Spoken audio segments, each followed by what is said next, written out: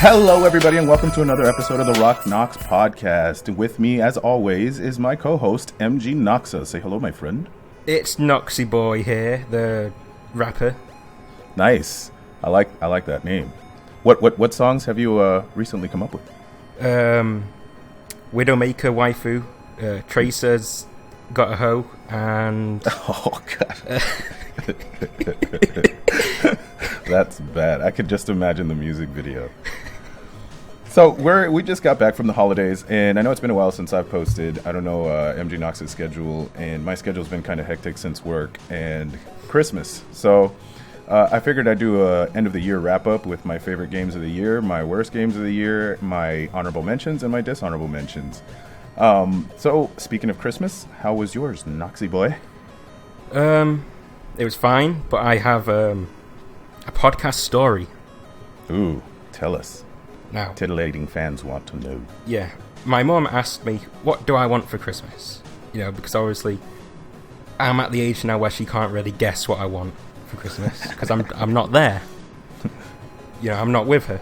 Right. So she asked me, what do I want? And I thought, well, I'll collect the Claymore manga collection, because it's £65, so it's not like too expensive, and I don't feel too bad asking for something like that.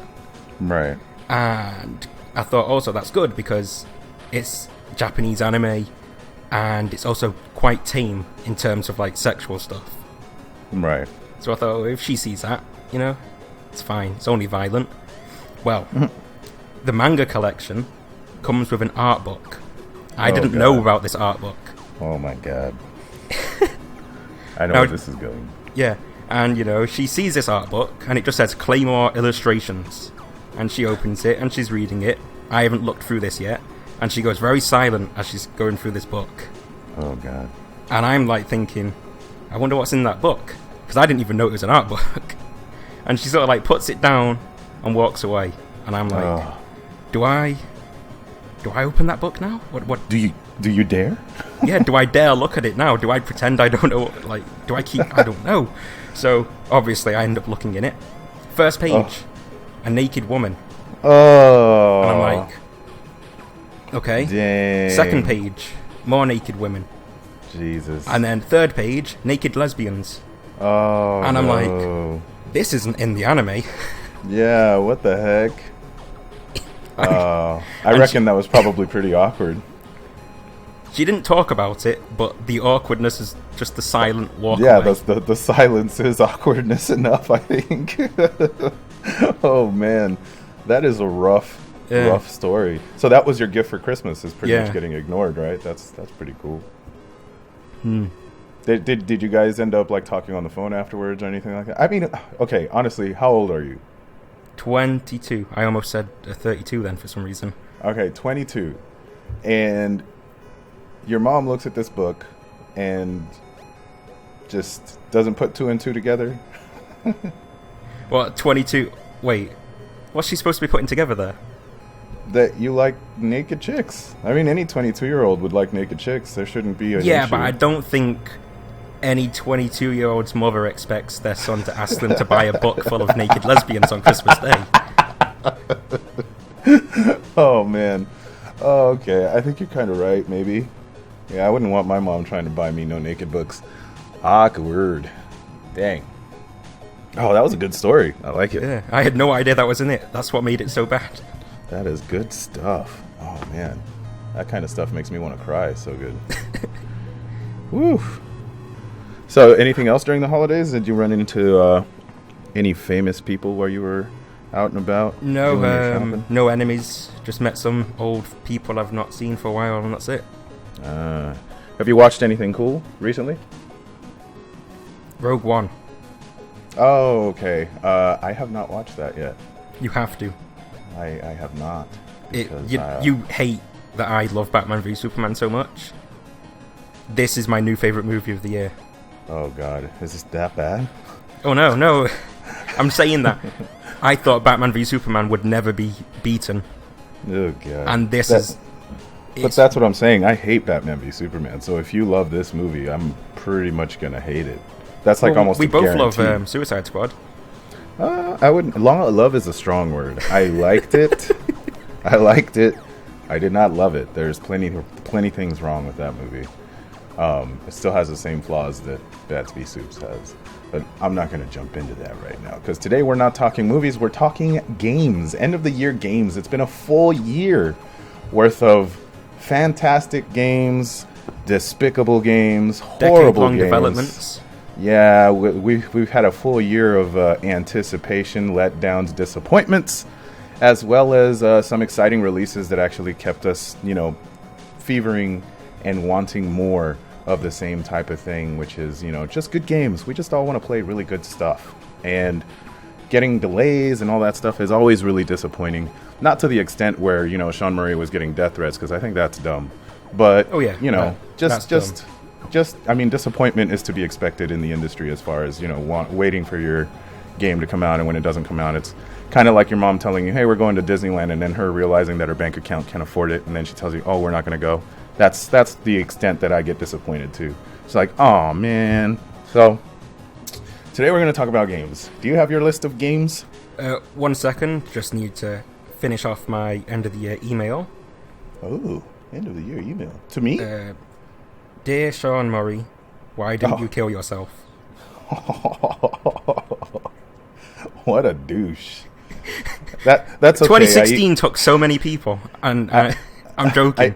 Sean Murray shouldn't do anything. He's trying to fix the game. He's trying to fix it now. I emailed mine last night, so it's all good. Yeah, but he is trying to fix the game, so... Yeah, no, I've played the Foundation update, and it's starting to shape up. That's all I can say. There's a lot of positive things that were done within that update. So I'm looking forward to maybe 2 years we'll finally get the game that I was expecting. Yeah, you know what I mean? In the year it's finally finished, maybe then it can be officially a released game and win Game of the Year then. Maybe it'll win the best Game of the Year instead of the worst best Game of the Year. Worst best.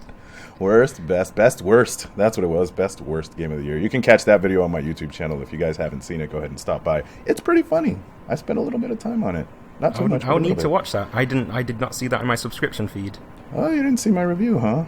No, but I have seen a game you have been playing a lot, and I'm wondering if that is going to be popping up. Mentioned today, perhaps? Yeah. Ooh. Titillating. What did you want to start off with? Because I'm more of a bad news first, good news after type of guy. What about you? So, in the intro you mentioned worst games.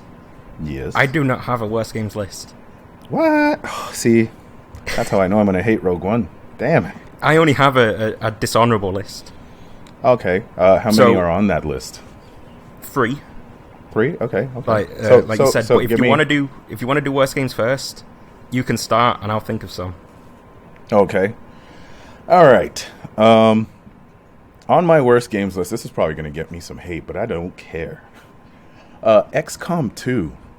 Oh, you're going to get hated for that. Yeah, I freaking hate that game. I don't know why people like it. I love RTS games, don't get me wrong, but XCOM is just boring. Like, I tried to get through maybe an hour of it, and I mean, it looks pretty, but it's all flair, no substance. The story is pretty much one of those things that got jacked from 1996's episodes of the X-Files. It's pretty lame.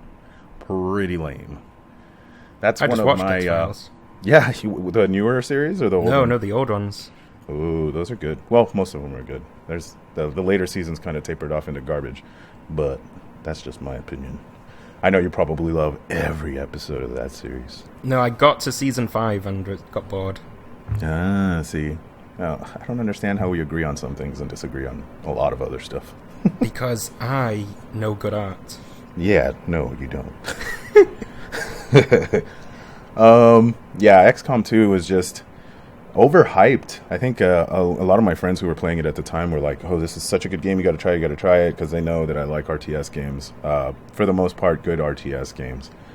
I also like tower defense games, which, I mean, that's kind of like a combination of the two. And I don't know, it didn't grab me. I wasn't into it, like, not at all. Did you ever play it? I played the first one and enjoyed the first one.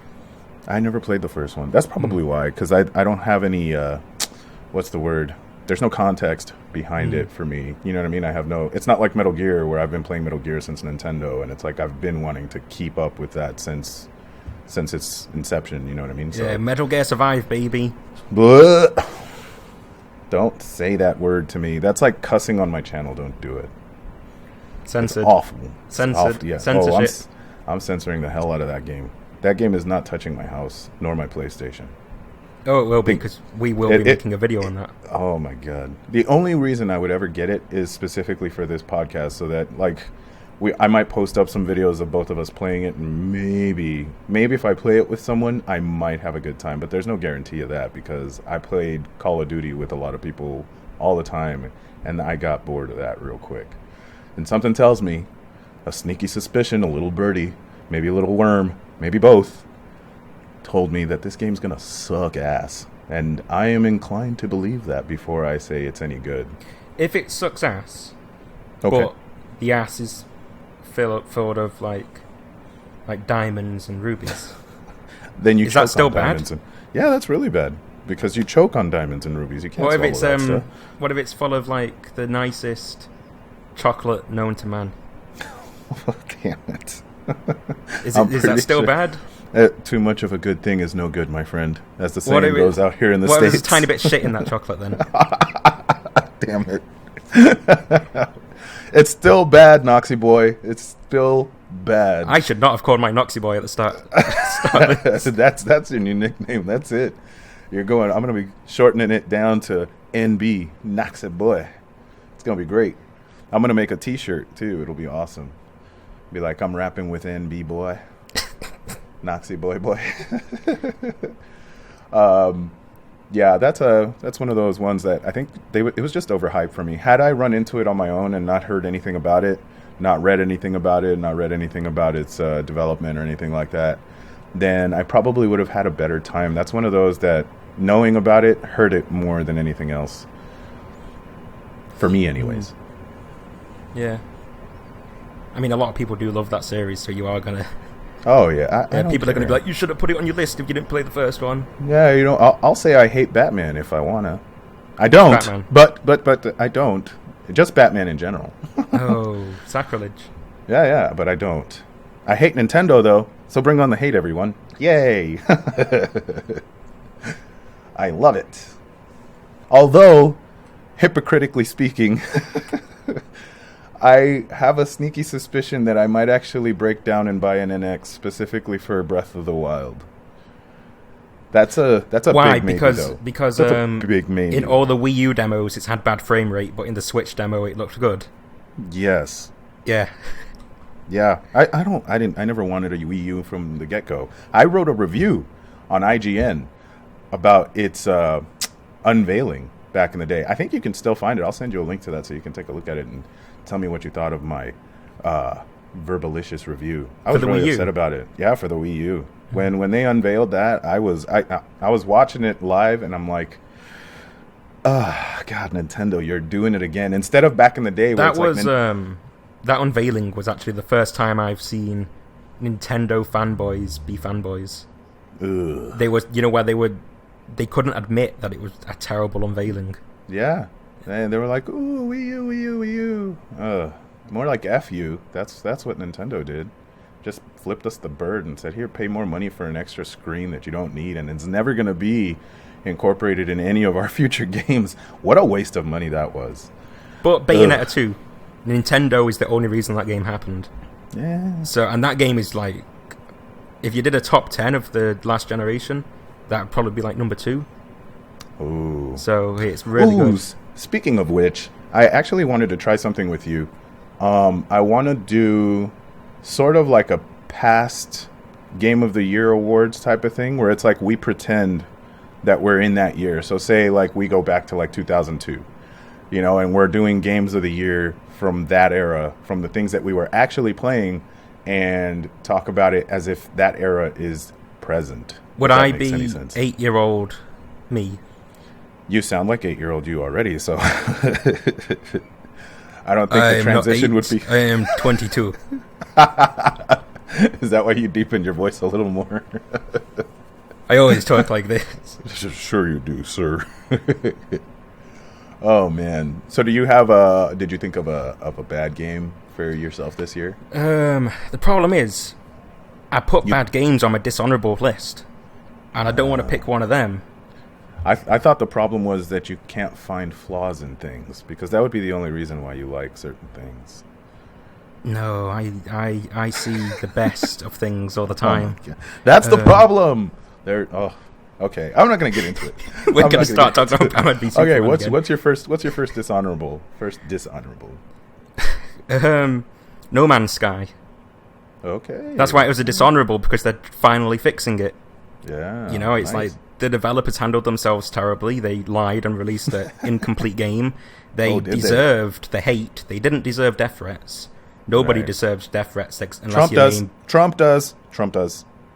Trump deserves death threats. Trump. You hear that? Trump deserves little hand comments. He deserves, look at your silly hair. Ugh. He deserves, why are you so orange? And why do you like your daughter in a sexual way? Yeah, that's this guy. Actually, that comment probably makes him deserve death threats. Yeah. I'm pretty sure. I mean, last I checked, child molesters and incestors get murdered in prison. So I don't know. Maybe that's what he deserves. Who knows? Maybe we can impeach him. But have you played the Foundation update, or no? I'm waiting until it's more complete. Because I don't want to see it in steps. I want to see what the game was supposed to be. Right. Yeah, I didn't even look at what is in the Foundation update, because I just want to wait until next year. Here it is, almost finished, and I get to play it, and I'm like, wow, this is the game I thought I was going to be playing. Right. Like, I want to be impressed. I don't want to see it in little chunks. Right. I actually hope they fix the calculation system, the thing that calculates what planet lands on what. You know what I mean? And the way that the game picks what the planet looks like.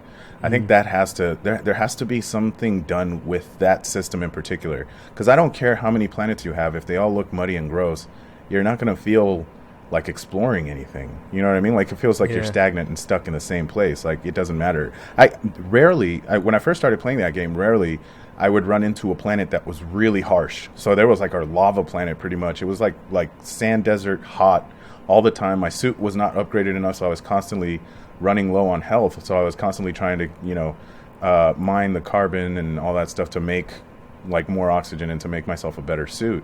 That was cool. Like, the feeling of surviving a harsh world was more interesting to me than the fact that the game can pull off, 4 quintillion or 18 quintillion freaking planets. You know, because for the first 2 hours that I played that game, I was on 6 separate planets, 4 of which felt the same. Wait, how many hours was that? 6. No, wait, 2 hours, 6 planets, or 6 hours, 2 planets? 6 hours. 4 planets. 6 hours. Right, I was stuck on the first planet for 4 hours. Oh wow! Because none of the materials I needed were near me. So you had to traverse the world. Yeah, I had to run around for ages. Yeah, that sounds rough. I had to keep running back to my ship because I was running out of like oxygen and stuff. So right. That happened to me for the first hour and a half, but I ended up like I lucked out because my planet actually had a lot of stuff, so it wasn't too bad to collect the things that I needed to actually make my ship run again. But yeah, I mean, the very first hour, I was like, "Whoa, this is cool," and you just felt, like this is nice. It's an immersive, humongous world. It was great. But after about the second hour, maybe 2.5 hours in, I was like, "Whoa, this feels like I'm in the same planet over and over." And I rarely ran into a planet with animals in it. It wasn't until way later, I would say like 4 days into playing, I was like, "Whoa, I finally found a planet that had like palm trees and some lush greenery." And I was like, "Well, how come other planets don't look this cool? This is lame." There's like no desert animals on the desert planet that you would expect. The Jurassic Park No Man's Sky video? Oh god, that was so funny. I was crying laughing when I saw that. That was so good. So good. Yeah, the person that actually he didn't make the video, but he discovered like the weird looking T-Rex thing. Right. He's on another podcast, and it's like, no way. Yeah. He was just talking about No Man's Sky, like, hey, look at this thing I made, and it's a really small podcast, and he had no idea this thing he took was stolen by this person and got millions of views. What the hell? Maybe we could get him on the show, get him to talk about it. That'd be great. Yeah, that'd be cool. Yeah, that'd be pretty sweet. Did I tell you Jason Statham wants to do the show? Listen here, mate. Jason Statham's here. Oh, that's the worst sounding Jason. It's me, Jason Statham. See? Better. Way better. I will beat you like a Cherokee drum. Oh, man. Let's see. Another one on my... I'm going to call them the Hateful Eight because it's actually 8 games that I really dislike this year. Can I guess one of them? If you wish, and I'll tell you what number it actually is on my list. Okay, it's a game that's come out this year, and it's called... I'm psychically sending you the name of the game. Ready?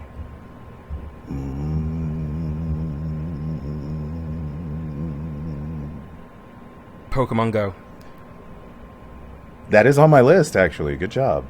On your Hateful Eight list? On my Hateful Eight list. It's number 6, but it's on my Hateful Eight. You know, I was originally going to say something like... I don't know, I forgot. But that wasn't my first pick. I literally got that after you went, Nice. So what you're saying is my telekinetic ability crosses the seas all the way over to the UK. Yes. That is amazing. Man, I'm strong. That's great. I love it. They should make a comic book about me. My life is pretty much a comic book. And I'll be in it. That would be awesome. You'd be my sidekick. Yeah, I'll be like you'll be like Wolverine, and I'll be his. You'll be Noxy Boy. No, you'll be Noxy Boy. Noxy Boy, the sidekick. That's great. That's the best. I'll be Noxy Boy, the rapper, who offends every single woman you meet. Dang. That sounds like the best comic book I would ever read. I would so be down to reading that. Yeah, that was number 6 on my list. We'll get to that. I still have my issues with that game, and I don't know why I keep playing it. Something about hoping it gets better or something. But my number 7, man, people are going to hate me. Allow me to clear my throat. I get no respect. What was that laugh then? That was, do you remember a comedian named Rodney Dangerfield? I have no idea who that is. Oh, man, you got to YouTube him. He's got a lot of great, like, old school stand-up comedy. He's a real big idiot, but it's awesome. Like, he's an idiot that people love to watch. Not like Sam Kinison, who's just a loud, annoying anus. I have no idea who that is. Yeah, these are comedians that I grew up with as a kid, man. Come on. You're American. I'm British. There's like a 20-year age gap between us. There's still a bunch of British comedians that I used to watch as a kid as well. So, I mean, there's plenty of that going on. Something's going on in my house. People are slamming doors. What's going on? Yeah, there's a ghost. You guys? Scary. Number 7 on my list is gonna be... I don't know if I want to say it. I might get death threats like Sean Murray. Doom. Oof. No, dude, yes. I was going to say Doom just then. No, as a joke. I was going to say it as a joke. No, Doom. I really, really hate Doom. Okay, now this is interesting. If I had to guess why you hate it, is it because of the open nature of looking for secrets that can take you hours to explore? No, I dug that. It's more the gameplay. Oddly enough, I mean, I found myself, I liked it a lot when I first started playing it, but as it continued, it got really repetitive really fast, and I don't know, I think I'm burning out on first-person shooters. Like, yeah. I'm digging more, I'm more into, like, third-person shooters now, where it's like things seem different all the time. Like, even Metal Gear, which seems repetitive as crap if you step back and watch somebody else play it. But as you're playing it, the way you go into a mission, that dictates how you play through that particular mission. Not every mission is going to feel the same, because sometimes you're not going to want to go in guns a-blazing. Sometimes you're not going to want to go in sneaking from the right-hand side. Sometimes you're going to want to distract soldiers using your clips. I don't see any YouTubers using the damn the mag clips to distract soldiers, and I love doing that. That is freaking awesome to me. The water gun is a lot of fun as well. Yeah, and it's a great game, and it's got one of those things where it's like everything that you would write down on paper about that game seems like it shouldn't and wouldn't work, but in that game it works, and I like it. But yeah, Doom just had the opposite effect. Like, it's like, ugh, this feels like more of the same. Like, the only thing cool about it is pretty much, I want to say, like, the flourish kills, but they don't have enough of them to make you want to continue to do them, because they get really repetitive really fast as well. Like, it's always like, as soon as the dude flashes blue, you go in for the flourish kill. It's I have a criticism of that as well, because it's like you're glory killing Right. these people constantly, and then you finally meet a new enemy, and it's like, oh, I wonder what this will look like. Right. And you do it to him, and it's kind of similar to these other ones. He didn't really do what I thought he would do. You know, I thought that'd be something badass to killing this big enemy with one, but Yeah. Oh man, I'm gonna get a lot of hate because I got a couple of these that are. Oh, I love big. Doom. I love it. Oh my god. Well, I'll talk about it's on my top 5 list. So Okay. yeah, We'll get into it then. What is your next dishonorable mention? okay. Don't say Santa Claus, because I'll punch you in the face. Santa Claus isn't a video game yet, is he? Is there a Santa Claus video game?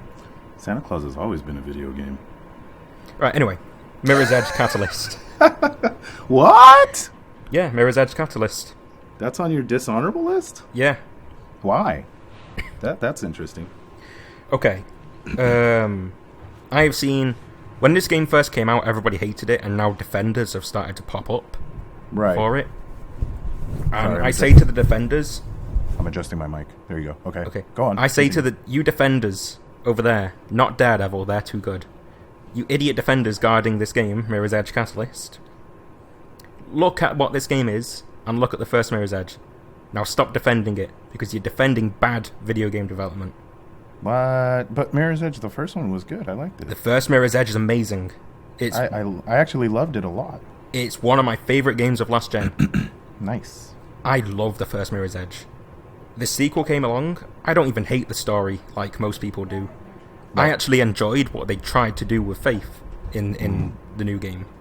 I think they failed at it, but they tried to do something interesting with it. Right. The gameplay, though, is watered down. It's open world.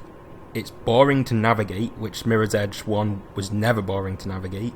Yeah, the open world thing is kind of jarring. The grapple hook pretty much ruins all of the time trial stuff, because... What? But the grapple hook is like... It's like Link.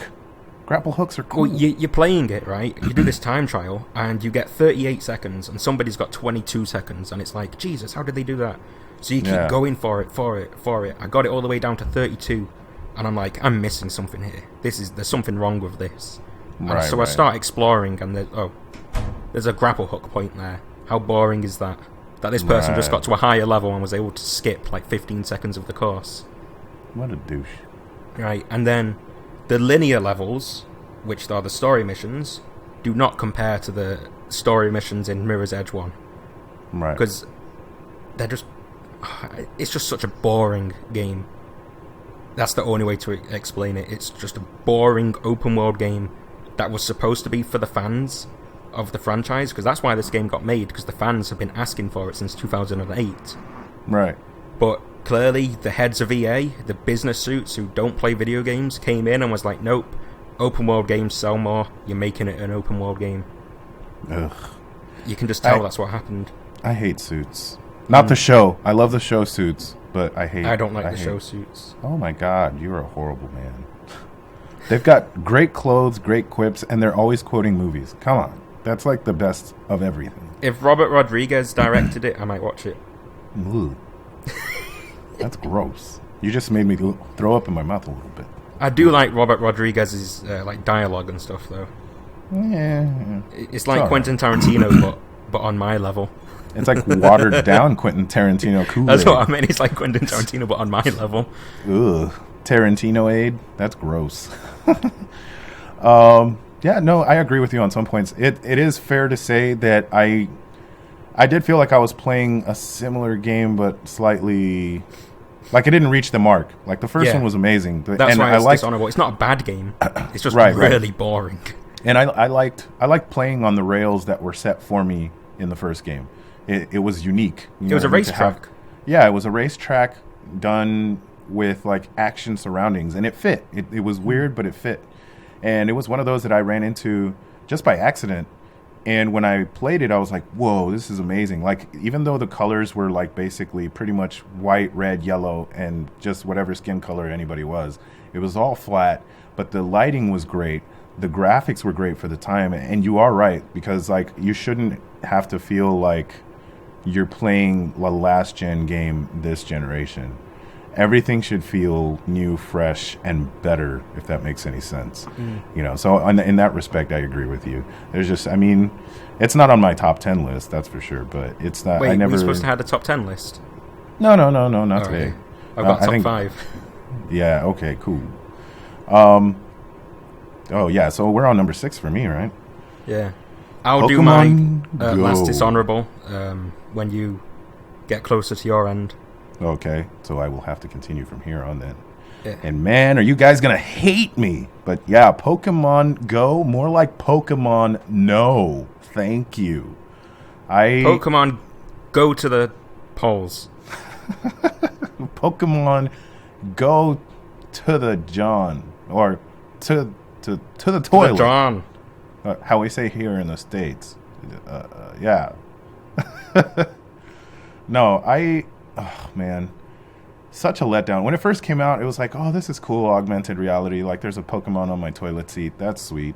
And then, you know, oddly enough, it was an Ekans. And I was like, that's slightly ominous, but that's cool.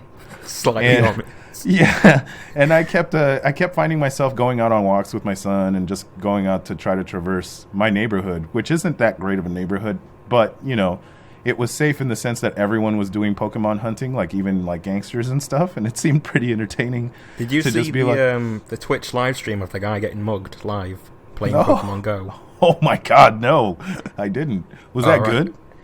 Was it good? Yeah, was it great to watch? I don't know. It was frustrating. I watched Faces of Death, and you know some of that stuff is pretty harsh, but it's like some of that stuff could have. Well, a lot of that is fake, though.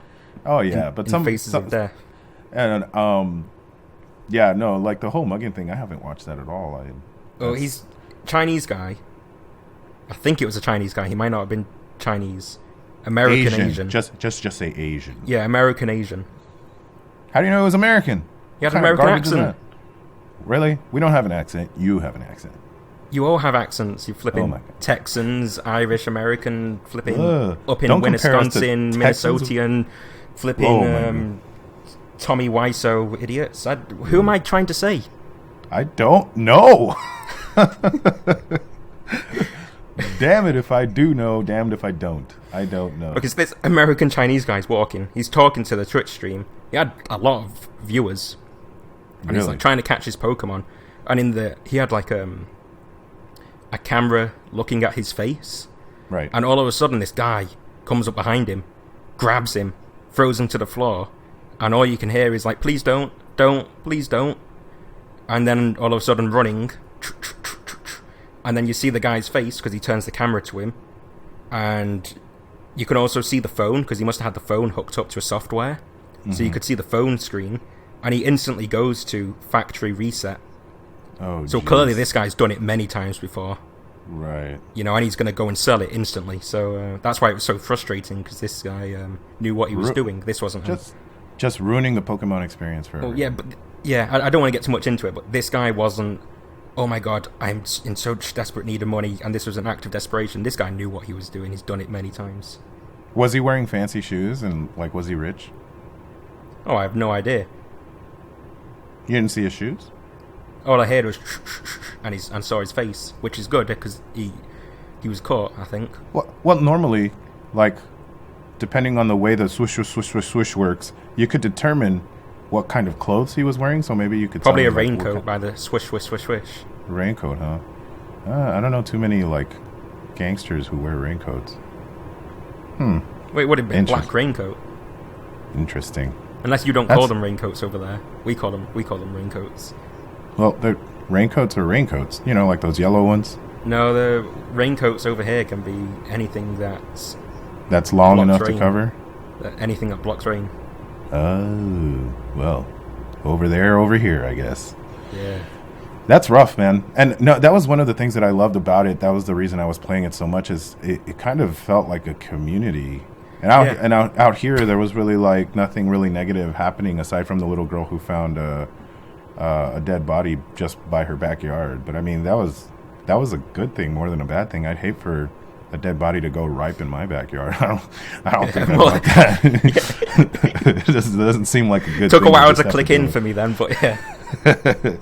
But yeah, that was the reason I kept playing was like you would walk around and you'd see people looking at their phones walking around and you would know instantly what they were doing. Like, you're trying to catch Pokemon. Are you trying to catch the Pokemon I'm trying to catch, you jerk? And there'd be like a little smirk and a little nod of, acknowledgement, realizing that we're hunting the same Pokemon or whatever and kind of wishing each other good luck.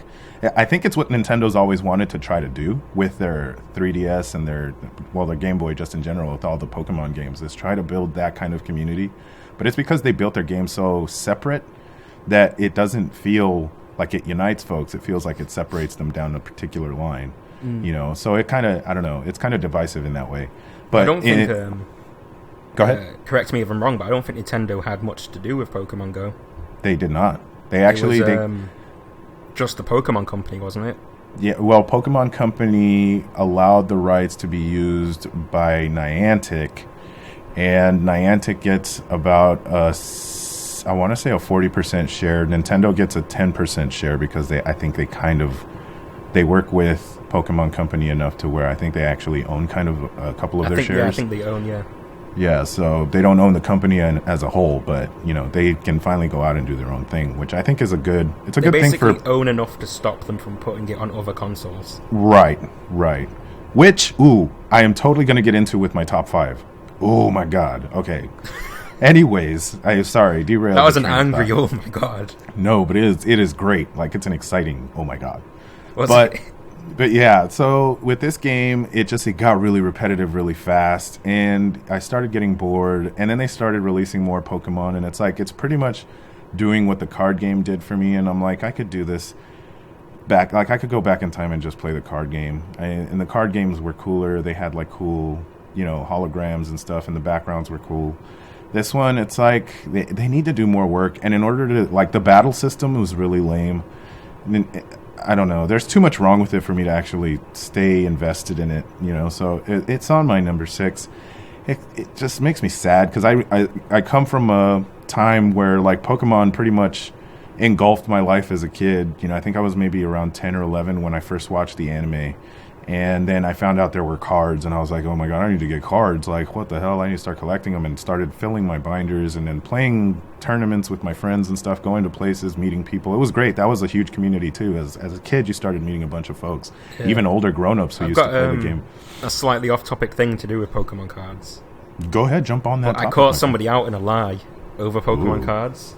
This was fairly recently. This guy talked to a few times, pretended he was like this rich bachelor guy. Oh god.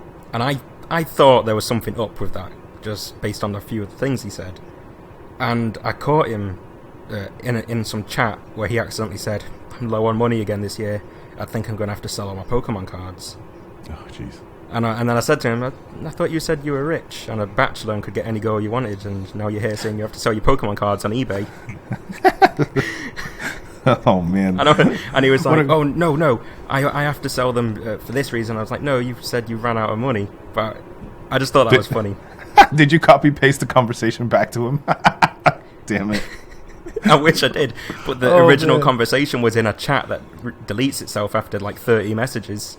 The balls and the gold that somebody has to go through just to make people believe that they have cash. That's just that's so funny. I know, because it's like I'm not rich. Sometimes, it's like, oh, I can't buy a game, So it's like, for this guy to pretend that, it's like, I would have liked to, even if you didn't pretend. Oh, man. So this was like a date thing? No. No. Where did that come from? That played off like a date thing. Like, no, this was an online thing. Interesting. He never invited you over to his house to look at his Pokemon cards. I'm sorry. I'll stop. Okay. Noxy Boy's got new material for a rap. Oh man, there's gonna be beef. I'll rap right back. If you bust a rap, I swear to God, I'll bust a rap too. I will make a rap video tomorrow. It'll be awesome. But you have to post your rap up on YouTube first. It'll be great. We'll have this archaic 90s-esque kind Rap of beef battle. with one another. It'll be awesome. What number am I on? 5? Oh yeah, I know what my number 5 is off the top of my head. Dark Souls 3. Pitui. That would have been a dishonorable mention if you didn't tell me we only needed 3. Oh yeah, that game pisses me off to the most deepest extent. It's not fun at all. Anybody that says that difficulty is fun is an idiot. Like, there has to be a proper balance with stuff. Contra had it right back in NES's days. Oh, no, don't. Contra No. don't have it right. Contra had it You had to awesome. cheat in order to win that game if you weren't. No, you don't. You just have to be really good. Your hand-eye coordination has got to be near godlike Yeah, in that's order trial to and get error. past It's that. highest. No, Super Metroid and freaking Super Contra were freaking great. Super Like, Metroid, that's- I agree. Super Yeah. Contra, that's trial and error. No, Super Contra is you have to be as good as you were in Nintendo's days to equate to just okay. And then as you progress in that game, you get better than you were in Nintendo era. It makes you feel like you're gaining levels, damn it. This damn game over here, Dark Souls 3, where it's so slow and the game is so ugly. I don't understand anybody that likes the way this game looks. It looks like poo. I actually had to mod it in order to make it look entertaining enough for me to keep playing it because I couldn't stand the way the characters looked. Everything about that so game. ugly. It's so disgustingly ugly. When people told me, "Oh, that game is so beautiful," I'm like, "What do you do? Stare at the cup of vomit?" It's so bad. It is such a bad game. I don't care what anybody says. There is nothing that, like, the technical aspect of it is pretty much sit and wait. It's like playing rock paper scissors with somebody and waiting for them to show their hand before you do your thing. It is so dumb. I cannot stand it. Anybody that likes Dark Souls 3, go ahead and leave me some hate comments and I will read them in the next video. It'll be awesome. But that game sucks anus, and I will not accept it as part of any kind of this was a great game for its time or anything. It wasn't. It was crap. Oh, that felt good to get off my chest. As a Souls fan, I'm going to say something here that's going to piss off a lot of Souls fans. Do it. I'm excited Dark about Souls this. 2 is not a good game at all. Right. Bloodborne is a very good game. Dark Never Souls played 3 doesn't even compare to Dark Souls 1 or Bloodborne. Oof. Dark Souls 3, it's a massive, massive step down. Yeah, it was crap in my butt. And the characters are so ugly. They're so ugly. Yeah. Like, They look. oh my god. Like, I tweeted out pictures of me trying to make good characters in that game. Yeah, good luck. Yeah, it's like... Ugh. In Dark Souls 2, you could actually make good-looking characters. Yeah. But Dark Souls Yeah. 3, for whatever reason, they decided to make it back to Dark Souls 1, where they're all ugly. Yeah. Oh god, it's so ugly. So ugly. Oh my. I'm looking at pictures right. Oh, god damn it. It's like, I don't know if you'll be able to find my picture now, it'd probably slow down the podcast too much, but I had to take the picture of my character from the side, because if you looked at them head on, they looked like a monster. Oh god. Anybody that worked on that, character design aspect of that game should never work again. I think it's on purpose. That's the worst thing about it. Oh god. Because why was it good in Dark Souls 2 and then bad in Dark Souls 3? Because they fired that guy from 2. Well, that guy was replaced by the original guy, so... Yeah, oh well, that explains. I know, but you'd think... no Excuse ugly me, characters in video games. Please, no more. I can't take any of this. This is a new generation where we have 4K gaming. You think I want to see uglier characters in 4K? That is not cool. Not entertaining, not fun, not awesome at all. Please stop Nobody it. wants to play as an ugly Lara Croft. Yeah, video game industry, you hear that? Please stop. Just stop it. No more. There's a I reason, wave my finger. even though it annoys me, there's a reason in Hollywood everybody's super good looking. Right. Because nobody wants to go to a movie and pay freaking $30 to watch ugly people do stuff. If that was the case, Paul Giamatti would be in all kinds of stuff. And I like Paul Giamatti as an actor, but damn, he has a beaver face. I don't like his face at all. It makes me want to puke every time I look at his face. And don't even get me started on freaking M. Night Shyamalan's face. He looks like he should be working at a 7-Eleven, not making movies. Oh my god. Yeah, somebody's going to take that as He is racist. not cool at all. Yuck. No more of that. See, that stopped, and you don't see those guys in movies too often. You know, Ron Perlman, he's an ugly guy. He's but he tall pulls as it crap. off. Yeah, but he pulls it off. He's got this weird thing going with his hair where it kind of evens out his head. I don't know how to explain it, but it's just one of those things. But yeah. So no more Dark Souls, please. Maybe a Bloodborne. I played a Bloodborne demo. It's really hard, though. Like, it was really hard. Well, Bloodborne's the easiest, so if you can get into it, you know, it's worth trying. I think the problem is the gameplay is so slow for me. Well, Bloodborne's fastest as well. It's like, I tried playing Bloodborne, and even that seemed slow to me. Well, it depends on the weapon as well. It wasn't like what's the game I'm trying to think of? Devil May Cry. Virgil, Devil May Cry. Devil May Cry. Devil May Cry, yeah. So it's like with Devil May Cry, if things moved quickly. Like, you move fast, they move fast. And I always, like, as I watched the trailer for Bloodborne as it was coming out, I always assumed that was the type of game I was getting. So when I got it, and when I got the demo, I was like, like, this is really slow. It looks beautiful, don't get me wrong, but it was really still slow. a good-looking game, Bloodborne. Yeah, that was a good-looking game. So more of that, please. Like, make your games look like that. Yeah, as well about Bloodborne, all the characters are ugly by default, but guess what? You spend some time in that character creator, you can get good-looking characters. Oh, yeah. I saw somebody make an Angelina Jolie-looking one. It was pretty damn close. It was pretty good. That might have been me by accident. Really? Yeah, I made a character and somebody said looks like a vampire Angelina Jolie. Ooh. And I was like, well, I was going for a vampire. That reminds me. I've been trying to cast, like, people for my imaginary movie. It's a sequel to Top Gun. With Tom Cruise still in it, and it takes place 30 years later, and he's passing the torch down to somebody like Chris Pratt or something.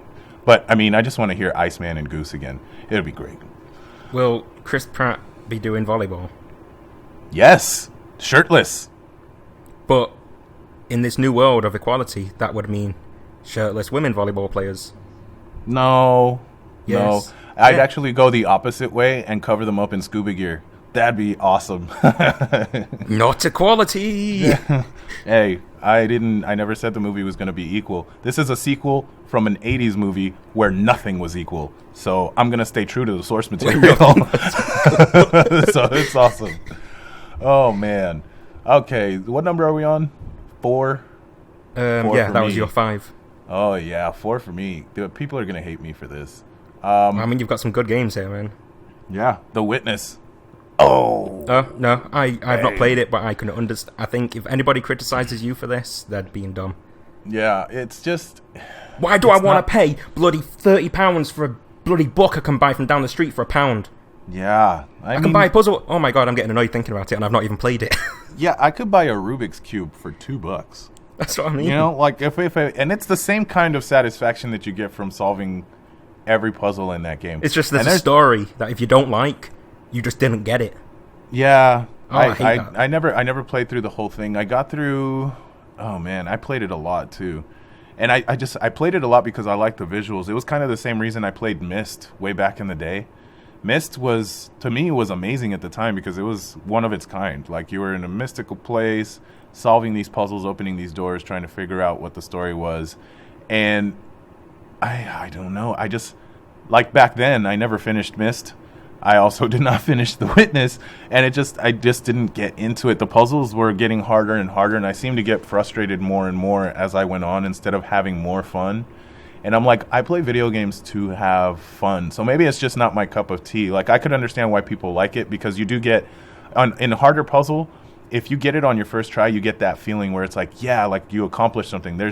It's a feeling that's second to none when you successfully achieve something that seems almost impossible to solve, you know. And with that game, it was like they were getting harder and harder as more of like you'll never solve me, idiot, you know. So it kind of makes you feel stupid in the long run, and I'm like, yeah, I'm not having fun anymore. Like, I did have fun like the first hour or two, but like the third day in, I was already like maybe 14-15 hours in, And I'm just like, nah, I just can't. I can't. So I had to put it down, put it to rest. I couldn't.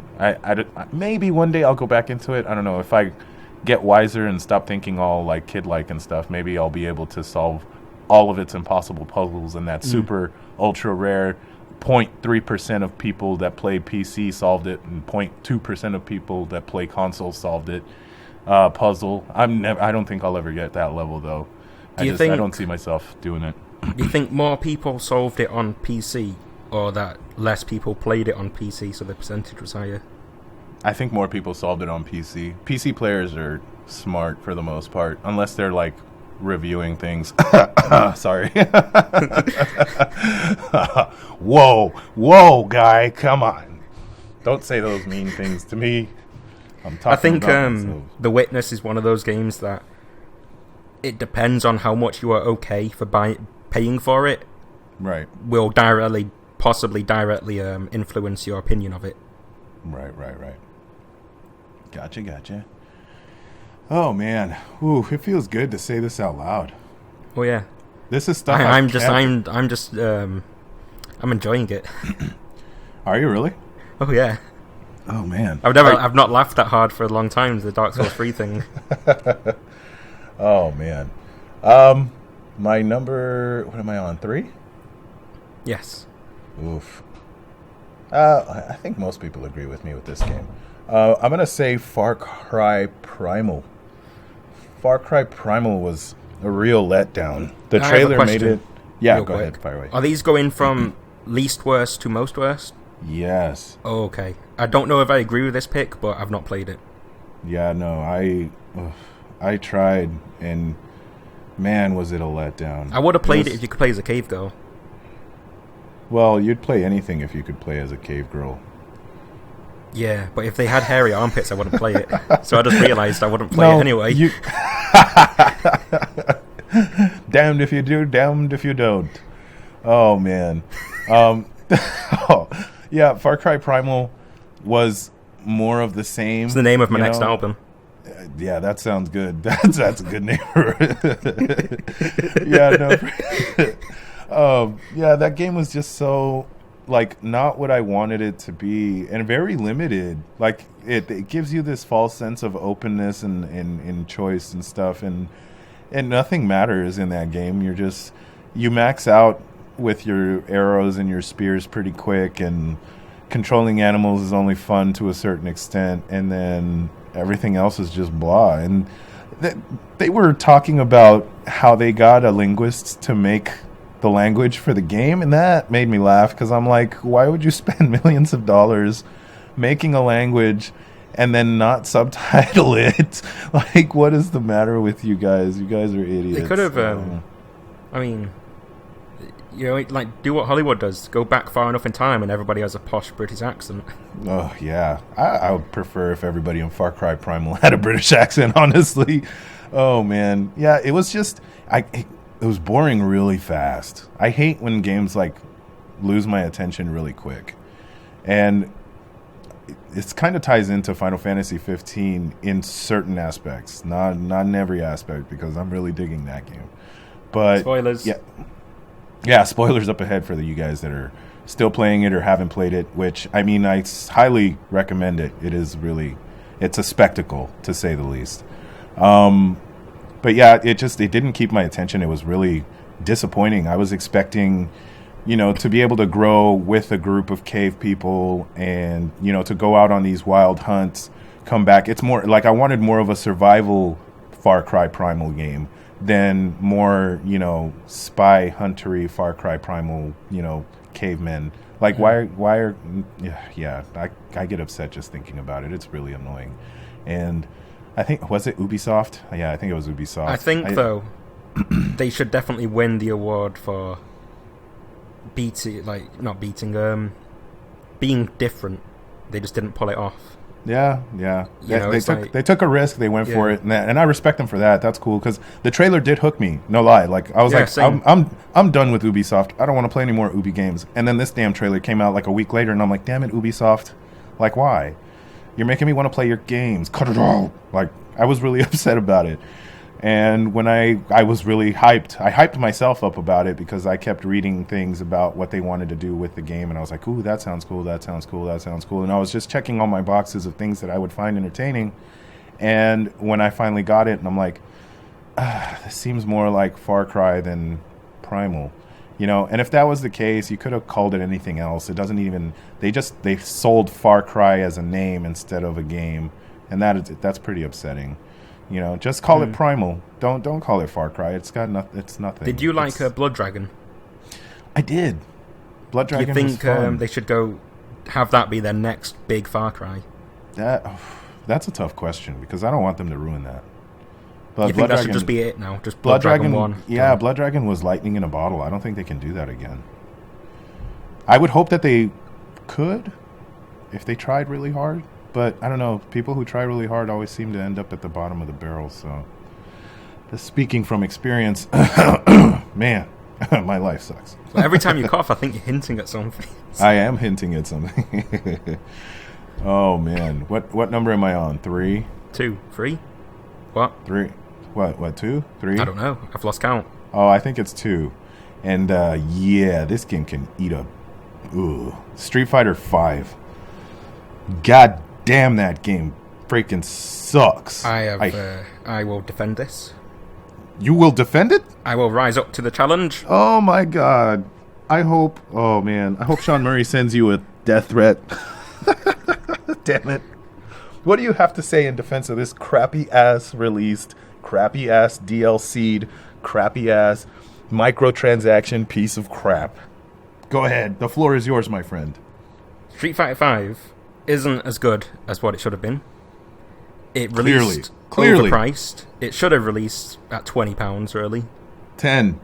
£20. No. £20 with a story mode. Ken was a downloadable character. No. He wasn't.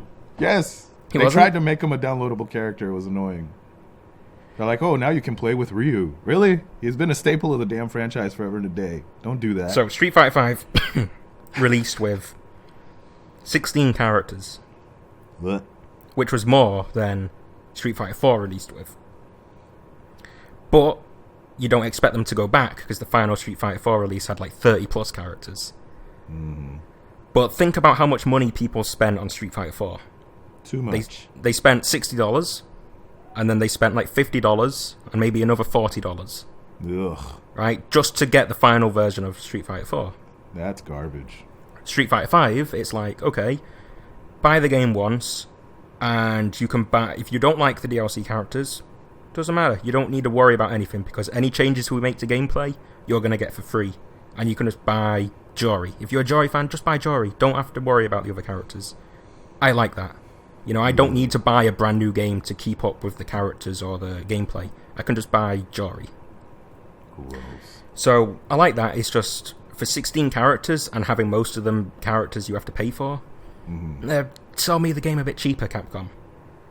As for gameplay, they made it easier, but they still kept it so the fans were able to play it and still be better than everybody else, which is what they really want.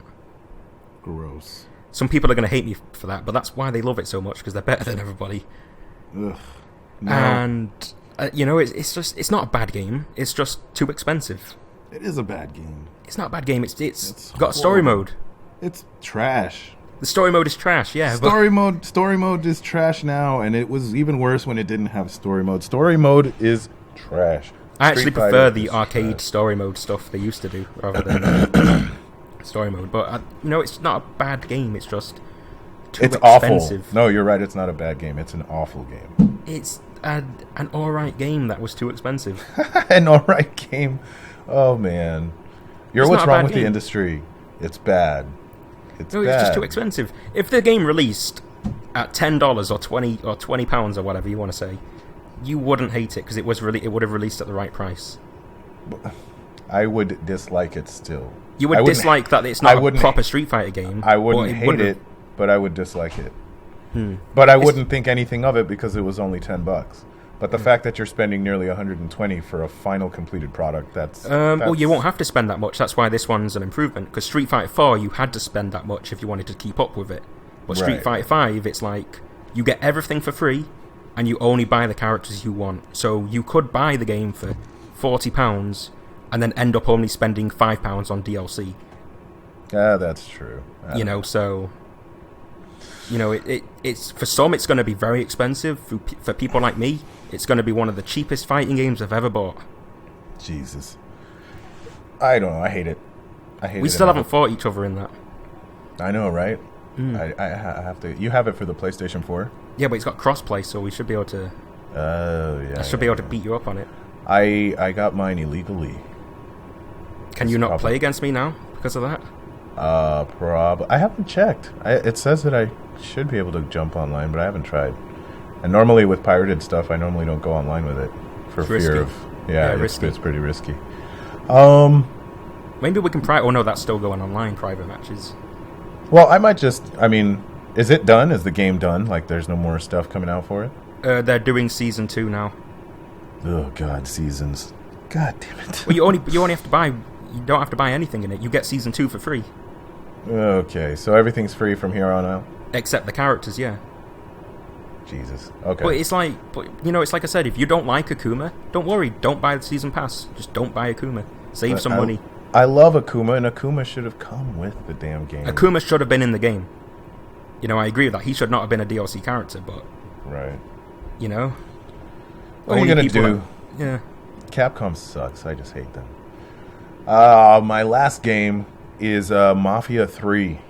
Good choice. Yeah, Mafia 3 was one of the biggest talked about, like, ooh, it's going to be in Louisiana, gangsters this, mobsters that. And I was like, ooh, mobsters in Louisiana sounds interesting.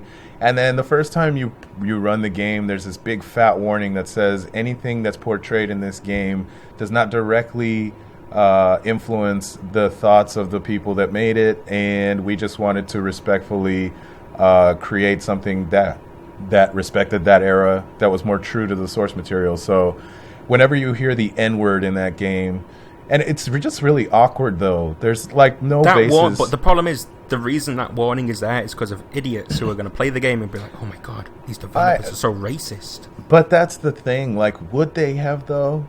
They would have done. I mean, they would have done. I've played games like, what was it? 10 years ago, they wouldn't have done anything. But now Right. they have to, because there's too many people that are going to complain because they can't separate art from reality. That's weird. That's so weird to me. I'm like, I first read that, I'm like, really? Did I need that warning? Because I know what I'm stepping into when I'm playing the game. Think about what games used to get a warning.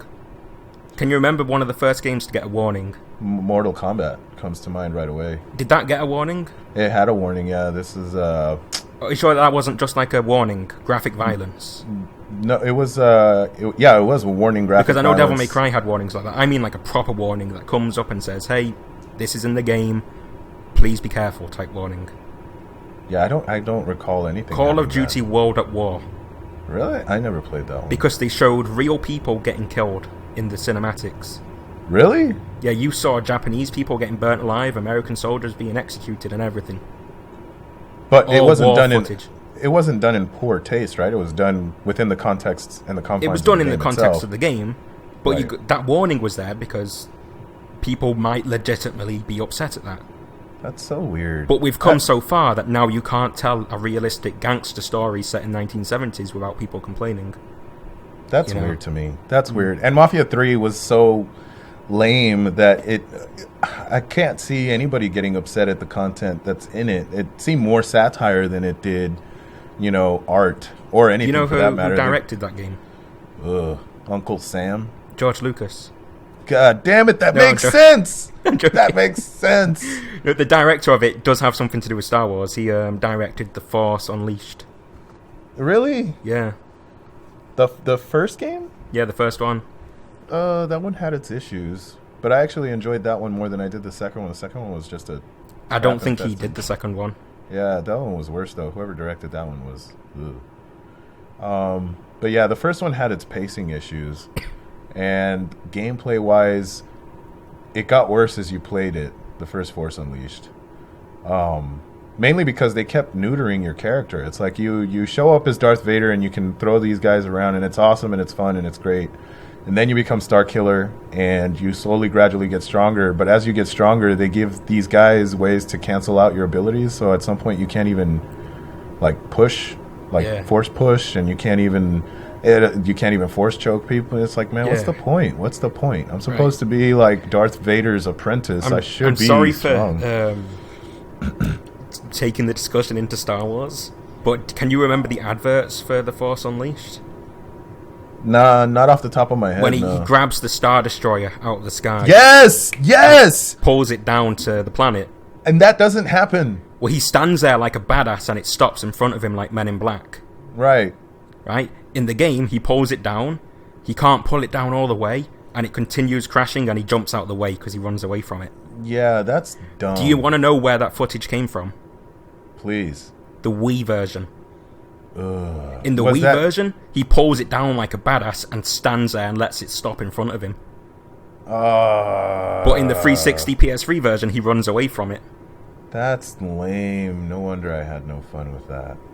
Yeah, you just don't feel like a badass in that game the way you should. You should always feel like a badass in that game in particular. And Mafia 3 is just a huge, like, gameplay-wise, it feels so dated. Like, its archaic control scheme is so weird, and it's like, I don't want to relearn something this old. Like, it feels old. The game looks like shit, plays like shit. It must be shit, because if it looks and smells like it, that's what it is.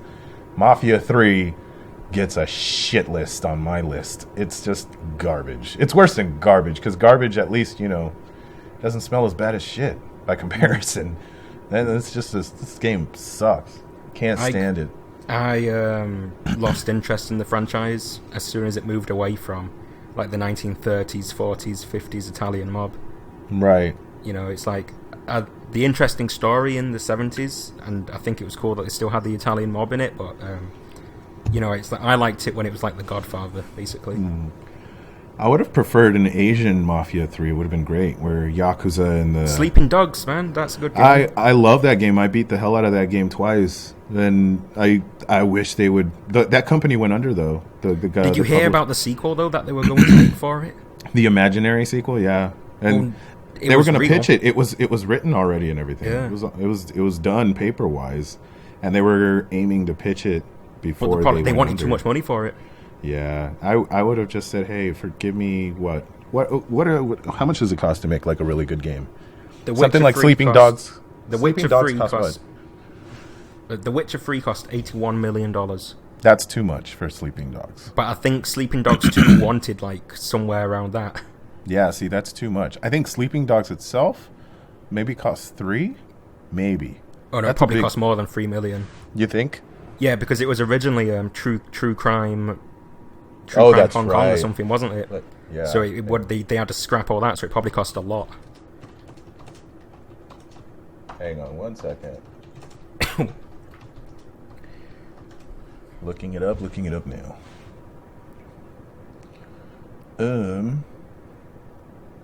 I'd be surprised if it does cost free. If you find a figure, make sure it doesn't include marketing. Yeah, that's this one's including marketing. And a group of other games that the company made. It's saying they've lost a total of $67 million. But I know that's not from Sleeping Dogs. Yeah. Well, Sleeping Dogs 2 sounded like it was going to be one of the best games ever made. But yeah, I would have played the hell out of that game. I loved Sleeping Dogs. The story was cool. The characters were cool. I liked feeling like a badass for the most part. And then they kind of adopted Arkham-style battle. Yeah. I dig it. I wish more games would adopt it. That's why I'm hoping the next Spider-Man is going to be good. I'm kind of hoping the next Spider-Man goes kind of like how the old Spider-Man games were, where you had like combos and stuff instead of it being like Arkham. Right. Yeah, it's not giving me an exact total as to how much it cost to make this game, which kind of stinks. But I'm assuming maybe in the 20s, like 20 million. Nothing too major though, because it's like if you ask for that much, like 88 million for The Witcher, that's what you said, right? 81 million for The Witcher. 81 million? Okay, yeah. See, and that game looks amazing and plays amazing, and it's just and it's massive, a lot bigger than Sleeping Dogs. Yeah, and so assuming that the sequel they wanted to make was what, maybe as big, or it would make sense if they wanted it as big as The Witcher is now. But if it's maybe just double the size of the original Sleeping Dogs, I would say no more than 40 or 50. Like, you gotta... But even that is a lot for a sequel to Sleeping Dogs. That's true. You know, because it didn't make a lot of money, that game. Yeah, it's a cult favorite. It's not really like a more interesting thing. Yeah, I don't know. I wish that sequel would get made, though. Hopefully somebody picks it up and changes the name of it. Yeah. But yeah, it's Dark Souls, for comparison, they're very cheap to make, the Dark Souls games. Right. So what's your last dishonorable mention? Oh yeah, I forgot. Oh yeah. Yeah, we're still on this. I'm not letting you off that easy, buddy. Uncharted 4. What? Really? Yeah. That should be on like your top 5. It is on my top 5. But it's also on your dishonorable one? Yeah. Why? That's, well, interesting. Well, you just intrigued me, sir. Well, I originally, when I first finished it, I liked the story. Mm-hmm. But then, obviously, as you do, you replay it, you think about it, you talk to people, and I started to hate the story more and more and more. Oh, I started to hate the way certain characters were portrayed. I hated Nadine from when I first saw her and finished the game. So obviously that hatred grew and grew and grew. Maybe you're racist. Maybe you're racist. Because Nadine is black. You realize this, right? Blame Naughty Dog for making the only black character terrible. Sure. Okay. The redcoats are coming, my friend. I am the redcoats. I know. I will murder your ass. Oh, man. Okay, go ahead. Fair enough. Right. Basically, it's a game that I really liked at first and then hated as time went on. That sucks. And I cannot stop. I get annoyed now when I think about the story for Uncharted 4. Jesus. That's rough. I Yeah, don't really get to talk to people about it. I need to tell you, though, why Nadine is terrible. I just assumed it's because she's black. Well, first of all, it's a white voice actress, so... You know. It makes no difference to you if the character looks black on screen, my friend. It's the voice I'm racist to, so I hate white people. Oh, really? I hate white people. I don't know what I'm saying. Stop. You're making me going to say something that someone's going to call me racist for. Stop it. You just said you hate white people. I'm white. You can't be racist to white people. No, you can't. Stop it. Yes. Right. Oh, man. This is great. Good stuff. Quality content. Nadine, you first meet her in a boss fight type thing. Right. You can't win the boss fight. Spoilers, by the way, for those of you guys that haven't played it. Spoilers for Uncharted 4. You can't win the first boss fight. You can't even attempt to win the first boss fight. Right. No matter what you do, you will never hurt her. You will never land a punch on her. All you can do is respond to the Telltale style talking things that happen halfway through the fight. It's contextual. You can't win. I know. You can't even hurt her. You're not supposed to. Then why have a boss fight if you can't win it? Now, to push the story along. It's the same thing they used to do in Final Fantasies back in my day. But in those games, when that happened, there was a purpose to it. Whereas this is nothing but hey. But I mean, in Final Fantasy, there was purpose to it because they were supposed to show you how strong they were, right? So that when you finally fight them again, you can win. There was a different thing in Final Fantasy VII, for instance. Sephiroth, when you first fight him, there's absolutely no way that you. But you can win later. Yeah, way later. You can't beat Nadine again later. This fight with Nadine was to introduce Nadine as a character. But do you want to know which game did it better? Go ahead. Devil May Cry 3. Nadine wasn't in that. No, you fight Virgil, a guy that's supposed to be much stronger than you. You can win that fight, but it's one of the hardest. It's an incredibly hard fight, and you're supposed to win it. You win it, but in the cutscene at the end, when it looks like you're going to win, Virgil basically is like, "Ha! I've been fighting at a lower power level. Boom, you're dead." Mm-hmm. You know, Uncharted 4 should have done that. You should have been like, been able to fight. Oh, I think I'm winning. All of a sudden, at the end of the fight, Nadine's like, I've had enough of this. Psst, and slaps you down to the ground. Right.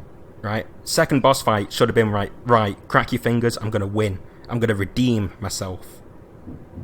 Right. You can't even hurt her in that fight. Well, you do hurt her a little bit. But it's the same thing again. You cannot win that boss fight. And it's like, so who's this invincible character that... I'm playing a video game. let me win. That's the whole point. I'm playing to win. I want to play a video game where you lose every fight and you can't win. But if you lose every fight, what's the point in playing? If you can just put the controller down, what is the point of playing? Just to have fun. Yeah, but why give me a boss fight if I can just put the controller down and watch it happen on screen? No, you have to fight because it's cool. And it shows off how badass the character is. Yeah, show me how badass the character is and then let me beat them up later. But see, to make me feel like a badass, to make Nathan Drake be the badass. They can't do that because Nathan Drake is no longer going to be a thing. You see what I'm saying? Nathan Drake is done. This was his last mission. Now the next game is going to have Nadine in it. Now you have to be that badass. You see what I'm saying? I'm going to be Chloe. I'm going to be Chloe because Chloe is a badass because they made her a badass in a good way. I guess. And she has a good ass. Well, we'll see. We'll see. Can you remember that from Uncharted 2? She had a baby, so who knows? Chloe didn't have a baby. Yeah, she did. Elena had a baby. Oh, they all had babies. Chloe didn't have a baby. Nadine has 5 kids. That's racist. Is it, though? I didn't say she was Mexican. That's racist. Oh, man. All right, on to that was interesting. That was interesting enough anyways. I'm on to the top 5. So we've been sexist, racist. Have we checked? We need to be homophobic.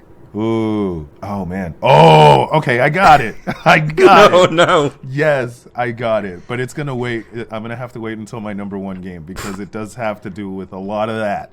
Good stuff. Here we go. No. Number 5 for me. Wait. What's happening to our honorable mentions? Oh, that's right. What is your honorable mentions? How many do you have? 3, like you said. Oh, okay. So what is your honorable mentions? Number 1, Let It Die. Ooh, yeah, that's good. I only played a couple of minutes of that, and I had to delete it because I had to make space for Titanfall. Yeah, it's massive. Why is it 50 gigs? Yeah, that's what I'm saying. It's not even that pretty of a game. Doesn't make sense. It's not. That's hard. The environments are almost the same as well, so why is it 50 gigs? Yeah, true. I have no idea. But it's fun. It's fun, free to play. One of the best free to play games I've played because it doesn't feel like it's forcing you to pay money. True that. And it's kind of like Dark Souls, but Suda 51, and I love Suda 51. Yeah, that is a fun game. I was having a blast playing it. I'm surprised you like it.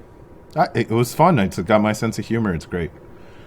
My number 3 here, we have Darkest Dungeon. It's my honorable mention. It's a great RPG. If you, I don't know, because it falls on the fence of hard games that are really hard, frustratingly so at times, but you don't feel like you could never beat it. You see what I'm saying? And it's a fine line that these guys walk, but they walk it really well. The characters are really well designed. I love the art style. It's very stylistic. The sense of humor in it is very dark but very entertaining. I highly suggest it. It's very fun. Once you get used to the RPG-ness of it, the turn-based RPG fighting things, and the way you have to deal with the psychological the psychological destruction that it causes your mind to go through these caves, to traverse these things, and to fight these guys. It's very entertaining to watch. You get buffs from positive things, and you get negative buffs from horrible psychological damage. It's awesome, and I would highly suggest it to folks. Mm-hmm. I've not played that yet, but I really want to. You should. You'd enjoy it, I think. My next pick is Digimon Story Cyber Sleuth. Wow. Isn't that Pikachu Detective or whatever? I was just watching that yesterday. Oh my god. No, Digimon Story Cyber Sleuth. It's Digimon. Pikachu's a perv. Don't mention Pokemon in the name of Digimon. Why? It's the same thing. I will kill you.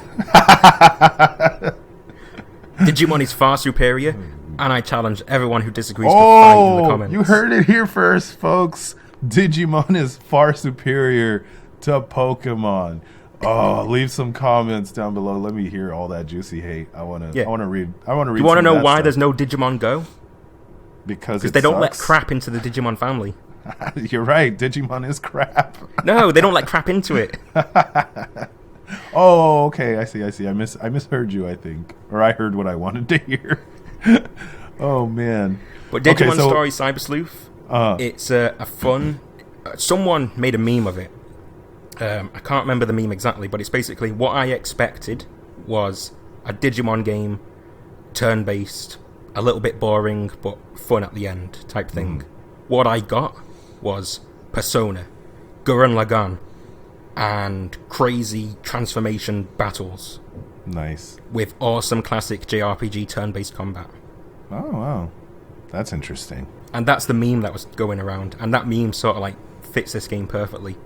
As one often does, memes. Memes is good. Memes be good, boy.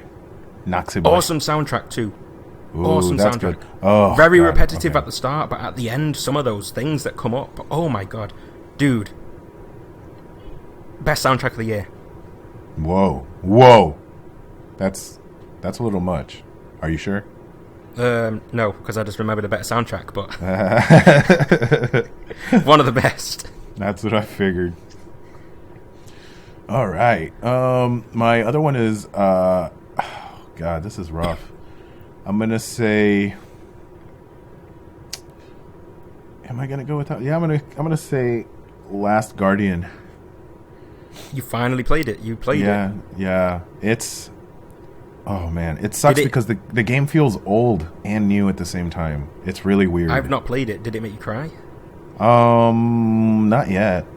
So you've not finished it yet? I have not finished it yet. No. A lot of people say there's a part in the middle that made everyone cry. So. Really? Well, we'll see when I get to it. I'll probably figure it out. Have you played Shadow of the Colossus? Yeah, I love that game. But that made me cry. That didn't make me cry. The horse. Yeah, no, I didn't care. Oh, I don't like horses. Horses look evil. I used to ride a horse. Well, you like riding evil things, so. My horse was evil. It threw everybody off except me. Wait, it was your horse?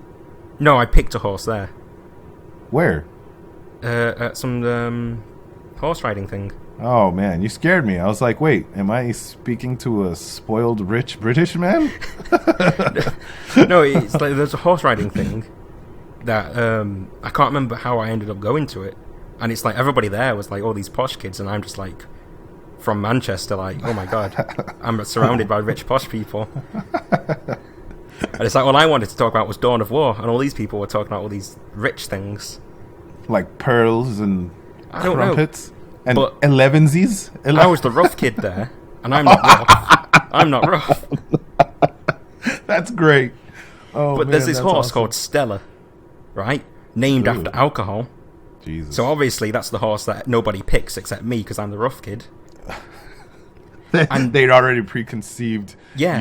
Oh man, that's awesome. And on top of that, it didn't like anybody, that horse. Oh god. So I was forced to ride this horse that always threw people off. That's awesome. I only went 3 times. Did it ever throw me off? Yeah. No, surprisingly. Oh, Even the people there were surprised it never threw me off. That's how people knew you were rough. Yeah, but I only went 3 times. I ended up like I can't go back. The people there, they're too mean. Rough and tough Noxy Boy. Controlling the uncontrollable wild animals, the beasts. Oh man, that's great. Oh, that's good stuff. My last, what was I talking about? What were you talking about? This is yours. What's yours? Your next one. My number 6 in my top 5. Okay. is Dead or Alive Extreme 3.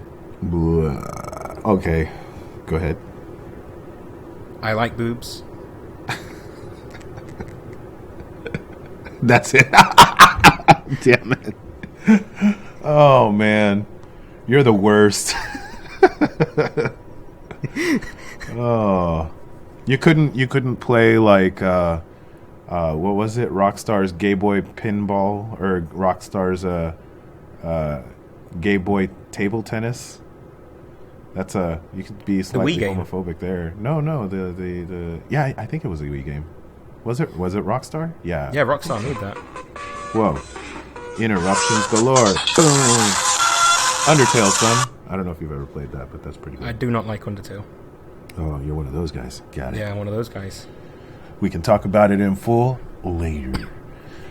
What's your number 5? Oh, you haven't done your number 1 honorable mention, have you? Have I done my number 1 honorable mention? I don't know. I would say it's Hyper Light Drifter. I like that game a lot. Yeah, it's very good. It's a hell of a hell of a time. Very hard, but very fun. And very beautiful for 8-bit stylisticness. I would say 16-bit at worst, maybe. I'm getting bored of those art styles. Yeah, there's too many of them coming out. I would say people have to start actually switching it up and making more of the Hunt for Ethan Carter or something kind of thing. Slow burns, different things like that. There has to be options in the gaming. You know what I mean? Yeah. So what's your number? A 5. Doom. Ugh. Go ahead. So, I've been getting bored of first-person shooters. This year has actually been really good for first-person shooters, so it's sort of like got me back into them.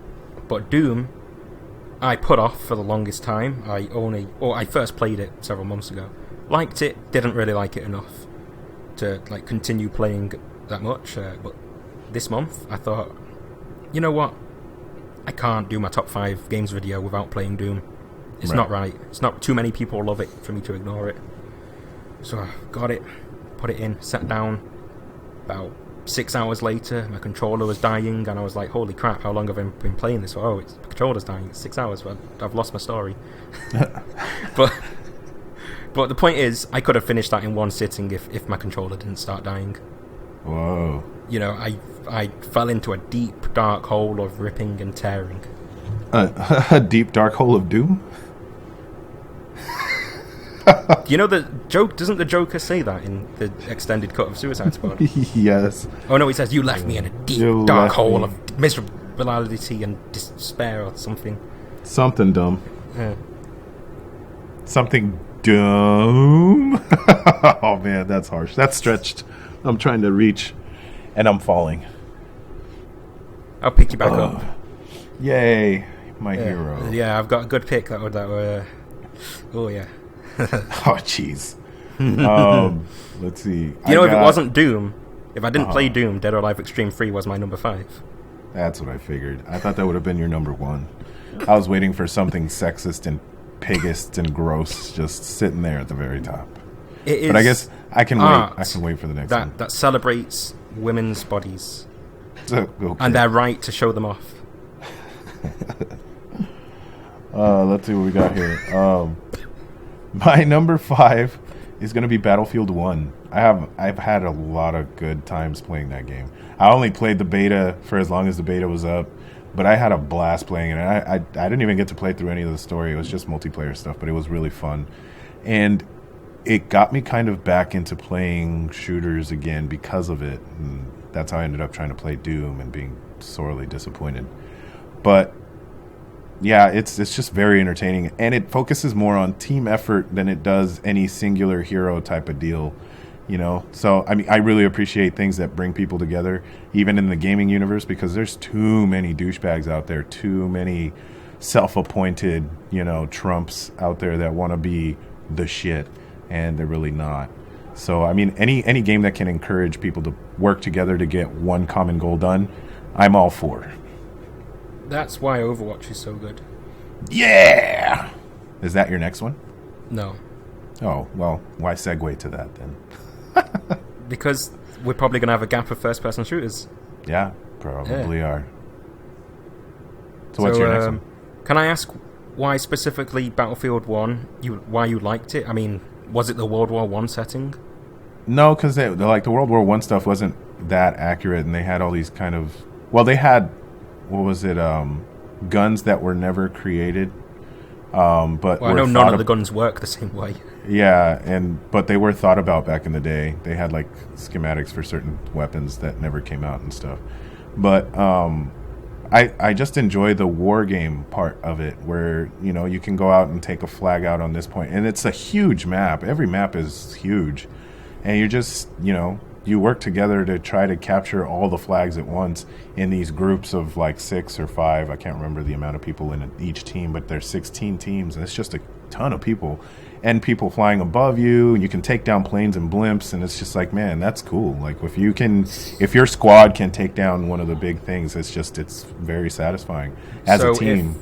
If Battlefield 5 would have been modern warfare or space warfare, but it was as good as Battlefield 1, you would have liked it? Yes. It's just, it doesn't, those other games just don't focus enough on teamwork, and I'm really about teamwork when it comes to first-person shooters. It's the same reason I played Halo 2 with a friend. You'd have your friend couch play and stuff, and then you'd try to play it, co-op, and I've always liked co-op. I'm still waiting on the perfect co-op RPG, I wish, but that's there's no good couch co-op games anymore. Yeah, that's true. That is true. Got rid of it. That is so disappointing. It is. That should be like a staple. Like, that should have never gone away. Do you know what really? Oh my god. The PlayStation 4 Pro, right? Yes. There's games where they don't have split screen because they're worried it won't work properly because they have to render the game twice. Eesh. The PlayStation 4 Pro, you would think, maybe if they dip the resolution to 720, they'll be able to render the game twice on it, right? You should be able to do that. Yeah, it's 4K. You should be able to do that. But because of Sony's mandate thing, no developer is allowed to put extra features on the PlayStation 4 Pro version that can't work on the PlayStation 4. I say developers do it anyways. Yeah. Do it. Test that damn system. I want to see a system burn. Well, if you get split screen on that, you bet I'll be buying that. Hell yeah. That's what I'm talking about. What's your next one? Number 4 is Uncharted 4. Ooh. Now, why is this on my dishonorable list and my best list? Controversial. Number 1, the graphics are some of the best graphics I've ever seen. Hell yes. Number 2, the gameplay is probably the best gameplay ever in an Uncharted game. Preach on, my brother. The grapple hook. It's like you look at what Rise of the Tomb Raider did with the grapple hook. Yeah. It was alright, it made some of the climbing fun. Look at what Uncharted 4 did with the grapple hook. Swinging around like a monkey in combat. Hell yeah. Hey, is that a racist thing? If he was black, it would have been. Good. Now, you're racist. I wouldn't have called him a monkey. I would have called him a Rambo on an ape. What? Wait, what? I said Rambo on an ape. I want to see that movie. Damn it. Oh man, yeah, it is. It is some of the best gameplay I've ever played was Uncharted 4. My wife and I, we binged played it. Like it was kind of like watching something on Netflix. We couldn't put it down. We had to, like, we alternated too. She was playing some, I was playing some, and it was just the story got us hooked. The characters were endearing, and Nathan Drake was awesome, and his brother was a douche, and it was just fun to watch all of that play out. It was great. I loved the villain. That's the only thing in the story I liked. Really? Yeah, Rafe. He was the only thing in the story I liked. Well, he did play asshole really, really, really good. Yeah, like, and I loved his hair. Oh, of course. His hair like hair. No, his hair was amazing, though. I gotta admit. I found myself staring at it. Yeah, I found myself staring at it. Like, during the sword battle, I died a couple times because I was looking at his hair. I was like, dude, I died just to see if the cutscene would replay because I wanted to see his hair. I wanted to see his hair again. Oh, man. It was really impressive. I was like, that hair, though. Like, what? I know. It was insane. Like, the way it flopped and it looked so cool and so realistic, it was like... The scene where you... Okay, spoilers for you guys. I'm not putting any timestamps, so just give me a minute and then skip ahead if you want to. If not, whatever. I don't care. You should have played this already. Yeah. It's been out. But that scene where he kind of gives away the fact that the brother's been lying to him the whole time, that there was no jailbreak, blah, blah, blah. That scene where he's like flopping, like he's moving around and walking around to kind of emphasize what he's trying to say, but his hair is moving like in every direction because it's windy. You're at the top of that mountain where you're like climbing those buildings that are falling off, the pirate city or whatever, and you're just like, damn, like that's so good. I found myself looking at his hair a lot, and I don't give a crap about hair unless it looks really, really bad. So like in BioWare games, all that hair looks like shit. In freaking Bethesda games, hair is just not a priority for them. I don't understand why. That's why I mod the hair so much. But in Uncharted, it was to the point where I didn't notice the hair because it looks so good, but then I noticed it because it looks so good. And then after looking at Rafe, I started looking at everybody's hair, and I'm like, wow, that's really good. Like, just everybody had great hair in this. Like even freaking Nathan's wife had gorgeous hair. Like the way the sometimes she'd have like these stray strands coming down the side of her face, and I was like, wow, that's really good. Like the fact that they took the time to actually do these little nods and stuff. It was great. It was great. And as well in the multiplayer, I usually go for like Chloe or something. You know, oh, I'm going to unlock her first in the multiplayer. Right. But it's like, oh no, I need to unlock the Wraith's outfit at the end of that game. That's the first thing I'm going for, because I want to see that hair. Oh man, it was good stuff. Deep Dark Secret, in the Rise of the Tomb Raider trailer for PlayStation 4 Pro, when they said we've replaced her hair with the cinematic hair, I was like, oh no, keep that wallet away from me. Right. I'm going to buy that. I want to see that cinematic hair in gameplay. Oh man, that's good stuff. That is good stuff. Oh man, just thinking about it. Damn, that game is gorgeous. I can't get enough of that game. Yeah, and the multiplayer, I've not played a lot of it. I haven't played the multiplayer at all. We got to jump into that. What I played of it was great, yeah. Okay, we're going to have to pick a day and actually like... They just added survival mode to it. Oh, we got to do that. Yeah, if you didn't have to go away, I would say let's do it now. Yeah. Well, if you're free Friday, we can do it Friday, because Friday I have all day. But yeah, I haven't played any of it, so I'd like to see, like, give an on-screen review as we play it, and then post that off the PlayStation real quick. That'd be great. My number 4 is Overwatch. Woohoo! Yeah, I love that. Tracer's game. got a hoe. Yeah, Noxy Boy. Oh man, yeah, the game. It's the style, the speed at which you really, your hand-eye's got to be top notch. You know, like you really got to be good at that game to. Or you can just play somebody that you don't need it with. Yeah, but I mean, that's the beauty of it. To really feel like you're doing something, like, I don't know, that game makes you feel really good every time you play it. And it doesn't like, and it, you don't just have to be good with one character. Like, you can take the time and learn each character and learn the subtle nuances that each character has and the different types of game style that you have to use in order to control each character. And it's really seems different. Like, each character seems really different, although like most of the commands are done the same way. They're achieved by doing the same thing, but each character feels solidly different, and each of them has this different personality. And not to mention the freaking Blizzard shorts that have been coming out making people cry and shit. Ugh, God, that's good stuff. Like, it's just good. Overwatch is great. Yeah, it's a brilliant game. Hell yeah. Brilliant indeed. So, my number 3. It's Okay. it's Senran Kagura Estival Versus. Estival Versus. Is that any good? Well, Well, let me clear my throat and tie my tie. I love it. Of course.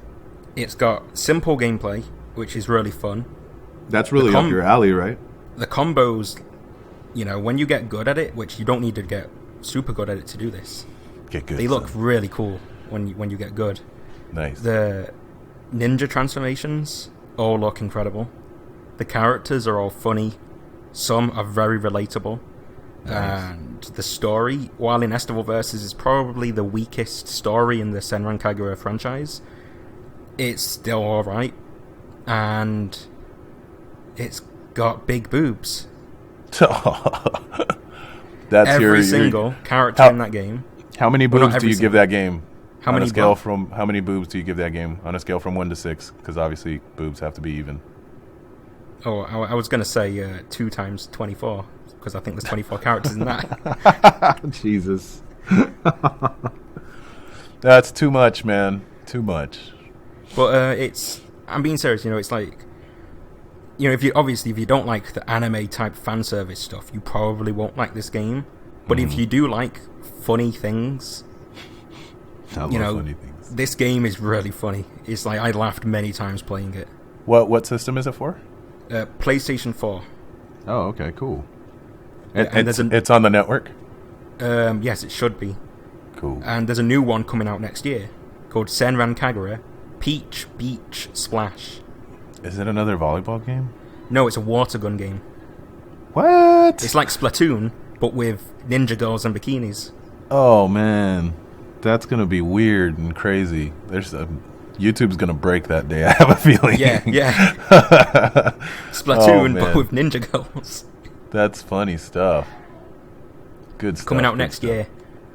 Keep an eye out for that, ladies and gentlemen. Yeah.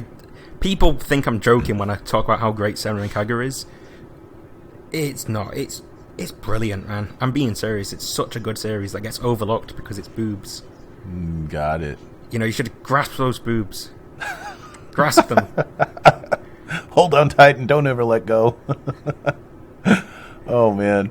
My number 3, oddly enough, is the Telltale's Batman series. I nearly bought that for £12 because it's on sale right now. Oh, man. I've only played the £12. Dude, do it. It's worth it. I've only played the first episode, and I have heard that the first episode is the worst one. And I enjoyed it. Like, I enjoyed it a lot. You like the first episode so much that I like the first episode. You are willing to put the whole series on. Yeah, I really am, because everybody that's played it before me has told me that it gets better from the first episode. They're always really disappointed about the first episode because it's got origin stuff, and obviously origin stuff, people are sick of it because everybody knows where Batman's from. Everybody knows how he became who he is. So it's fair to say that people are kind of oversaturated with Batman's origin as well as Spider-Man's origin and different things like that. So, and with all the overwashing of superhero stuff that we have coming our way from television shows to movies, it's safe to say that people are starting to get burnt out, you know, like superhero burnout. And to hear that the first episode was the most disappointing thing because of the origin stuff and because it was so not slow, but the story did not pick up until towards the end, where they have like this kind of like a it's a twist, but not an M. Night Shyamalan twist, and it's a hook to get you hooked for the next episode, which Telltale's always really good about the hooks. But yeah, to hear that and to play this episode, the first episode, I was like, oh my god, like this is I'm in for a treat, because the first episode I actually enjoyed all of the other origin stuff, not Batman's origin stuff, because obviously I already know that stuff. But they kind of switched things around for Penguin. They switched things around for Selena Kyle. They've done some things for Harvey Dent. She's in episode 1. Yeah, I thought she was only in episode 2. No, it's very entertaining and very fun. And the way they kind of tried to keep the Arkham fight style within the context of a Telltale games was very interesting. And it's jarring at first, but once you get used to it, it's like, oh, okay, I see. And it's solid. I can't wait to get to the end of the 5 episodes and actually get to review it, because I'm pretty sure this is one of those games that I'm actually going to review. What is your favorite Telltale game? Not including that one, because... Oh, man. I would have to say... Oh, damn, that's hard, because I really like the first season of Walking Dead, and then I really love The Wolf Among Us. Yeah, The Wolf Among Us might be my favorite, too. Yeah, I think... Yeah, I'm going to give it to The Wolf Among Us, I think. Yeah, I mean, I was into that, like, really deep. I loved every character in that. Even my favorite part of any Telltale game is the ending of episode 3 of The Wolf Among Us. Yeah, oof. With Tweedledee and Tweedledum, shooting you, and it's like you turn into the wolf for the first time. So good, good. And then just the detective work that you had to pull off to push the story along was really well done in that game. I loved every minute of that game. Was cool. The bar scene where you're trying to get information, that was really cool too. I was like, whoa, this is good. Like, it's just a solid story. It's based off a comic book, but it was freaking great. I can remember when I first played it, I didn't know how dark they were going to go, because it's fairy tale characters. Right. And spoilers here, but not really spoilers. Well, actually saying it's not really spoilers is spoilers. Because Say spoilers again. Say spoilers again. Spoilers. There you go. And that game came out when? 2015? 2014? 2014? Yeah, is that when that game came out? Oh, I don't know. It came out in 2014. I think it finished in 2015, though. Yeah, I mean, that's been out for a while. If people haven't played it, they're idiots. Yeah. So, end of the first episode, Snow White's decapitated head is on the doorstep. Yeah. I was not expecting that. Solid work, man. Yeah. Yeah, that blew my mind. I was like, whoa, this is good. Now I know I'm in for a treat. It's good stuff. Great stuff. So yeah, I think if you enjoyed, and I'm excited to see what they do with Guardians of the Galaxy because of Batman. It's so good. Like, it's like. Do you think Guardians of the Galaxy will tie in with the movie? No, I don't think so at all. It's using the same music. Yeah, they're using the same music because it's the same style. They want to keep that same kind of characteristics. It's the same Peter cast Quill as and well, stuff. Characters. It is. But I don't think it's gonna. I think it's gonna be its own adventure, like a separate adventure. It's not gonna tie. I hope it doesn't, because what if it doesn't tie in, but it's the same actors doing the voices? I'd be fine with that. That'd be great, because it's just a standalone story. That'd be awesome. That's what I would want. What's great about the Batman Telltale series is it's its own beast. It's like DC said, here's Batman, here's what everybody knows, do what you want with it. And so far it's just really so good. Like, character development wise, it's so good. And it's doing something different. And that's what Batman needs, because Batman is so the same over. It's like, Lassie, what did you say, Lassie? The Timmy's stuck in the well, like every episode? Really? I'm done. Well, that's why Scott Snyder's Batman run got people so excited, because it did new things. Is Scott related to Zack? No, but that would explain why Zack Snyder's movies are so good. Ugh. No, that would explain why they're brothers at each other's throats. I'd be like, man, you make the worst stuff, Zack. And Zack's like, no, I make the best. Like, people love me. And he doesn't even look at the camera during interviews. He's such a dick. I hate him. That's because he's probably nervous. No, he's not nervous. He just doesn't give a shit about who he's talking to and what he's talking about. He doesn't give a crap about his material at all. At all. That guy. I wouldn't look at the camera. That guy's like cool hair like Rafe and be like... That guy is M. Night Shyamalan's clone for the DC universe. No, Zack Snyder, don't. Yeah. Even if you hate his movies, right, we got to stop talking about Batman v Superman. It always happens. Every podcast we start talking about it. Every time, without fail, this happens. What's your number 2? Overwatch. Yeah, all right. Something we agree on. It's brilliant game. Brilliant. And I've been playing a lot of it, and I love it. And I like the Halloween event. I got that Witch Mercy skin. I like the Christmas event. I got the Santa Claus May skin. She turns into a snowman when you do her ice thing.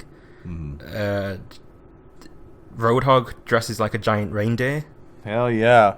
Did you see Lucio's little blue Santa outfit? That was cool. Yeah. I can't remember what the outfit's called. It's got like I'm not going to say what it's called. Because I was going to make a racist joke then. Do it. Well, I can't remember what it's called anyway. If there was any forum to do it in, a podcast would be it. Well, his outfit's green and blue, right? Right. And his outfit's name is a chocolate mint. Yeah. Go on.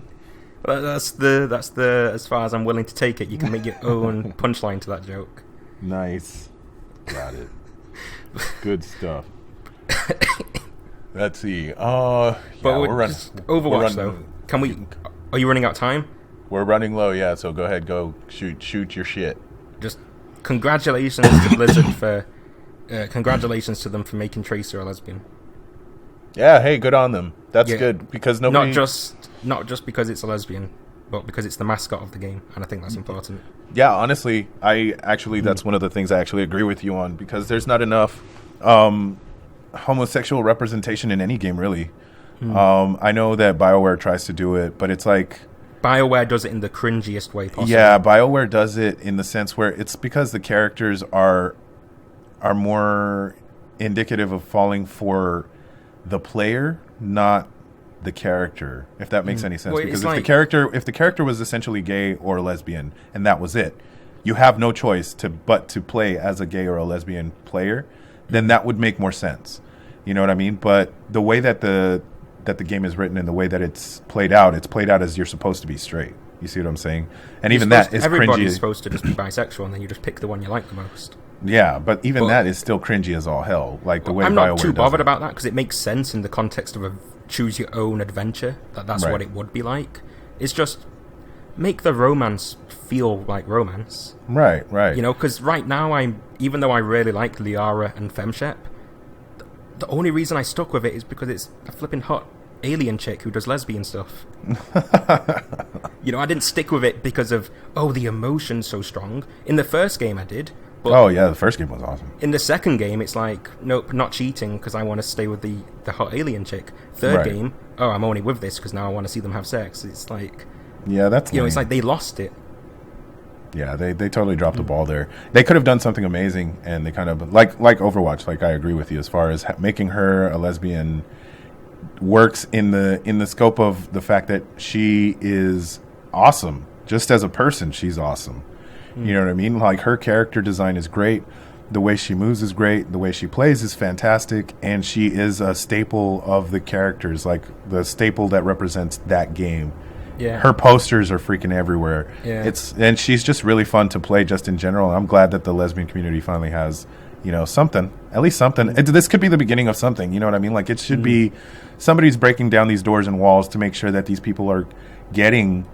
something, you know, because everybody needs a representation of themselves. And the best thing about it is that it doesn't feel forced.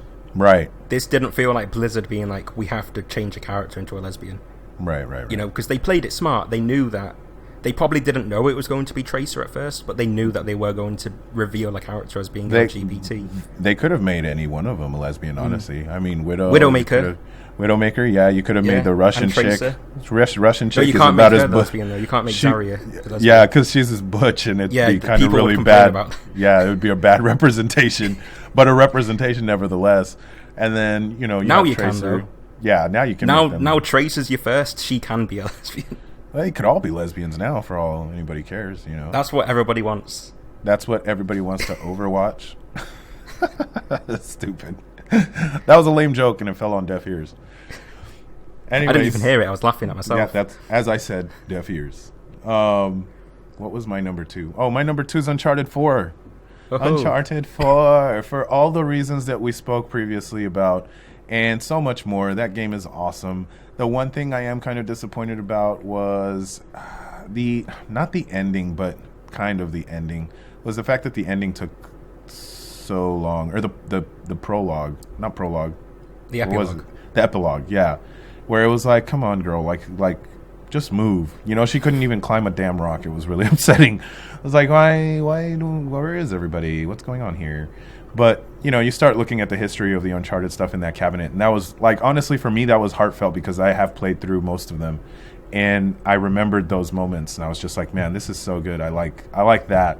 And when Nathan comes in, and then, you know, they start talking about all the historical stuff, and he's like, you know what? I'm not going to tell you the story unless we get on this boat, and let's go. And I'm just like, that's good. This girl's going to hear about it, and hopefully she grows up a little more, and the game takes place, maybe 20 years down the line, she's a grown-up, and we get to play as a female. That'd be great. No. Yeah. No, it's done now. Leave the Drake family behind. No. The Drake family's got to have a line, you know, a line of succession. This girl's a treasure hunter. She works with her treasure hunter parents. You know what I mean? It's Chloe's franchise now. Oh, Chloe's dead. No, I'm calling it right here, right now. Chloe's gonna die in that game. If she dies, you're done. I'm done. Yeah, I know. That's how I know it's gonna happen. Kill Nadine. Chloe will kill Nadine. They don't want you to play that game. That's for not letting Nathan Drake beat you up in a boss fight. If that was it, that'd be so good. I just want to hear that come out of her mouth. That'd be awesome. What's your number 1? I think it's both our number 1. Oh, shit. I hope it is, because I've just set it up for something big. Oh, shit. Spoilers ahead for this upcoming game, because I know exactly what it is. Tell me. I'm crossing my fingers. Go. Final Fantasy 15. Yeah! Yes. That's great. Holy crap, this was not planned, everybody. This is awesome. Yeah. Oh, I love this game. The magic is there. Hell yeah. The magic is there. It struck every chord with me in the right way. It's so good. We can both talk about why it's so great since it's on both our number 1s. That way we don't have to like skimp on time and stuff. Okay. Right. So fire away, because I'm sure we have some different reasons. Okay, at first, when I first started playing it, I was like, oh no, I don't think I like this. Right. You know, got a few hours into it, it's starting to click. You know, I'm starting to understand what they're trying to do with this. Right. And after about the 6-hour mark, I was like, I love it. It's my favorite game so far of the year. Man, I played through, I want to say maybe the first 2 hours, and it was jarring because, I'm so used to turn-based Final Fantasy, so it's like, this was weird. But once I started to understand, like you said, like once you start understanding the gameplay mechanics and the travel system, which a lot of people have an issue with the travel system, I personally enjoy it because it gives me that break that I need to like get something to drink or get something to eat and still listen to them talk to each other, talk amongst themselves about what they're planning to do or how they enjoy each other's company. It's good stuff, and there's a lot of bromancing around in that game where it doesn't feel like we're gonna rock on and go to the beach and go have some fun on a boat and do all this stuff. Yeah, like it feels like honestly these guys they've been friends for a long time. They're here to do a job, which is protect the prince, but they also love him as a friend and as a person, and they appreciate his thoughts and his ideals and his ideas and what he has to go through. Especially after the loss of his father and stuff, and to go on this adventure together. And there's a lot of times, I just recently, spoiler alert, I got to the point where Gladius actually separates from the group, so now it's a party of 3. And I'm like, oh God, and I actually miss him, because he's a big part of, like, why I enjoy the game so much.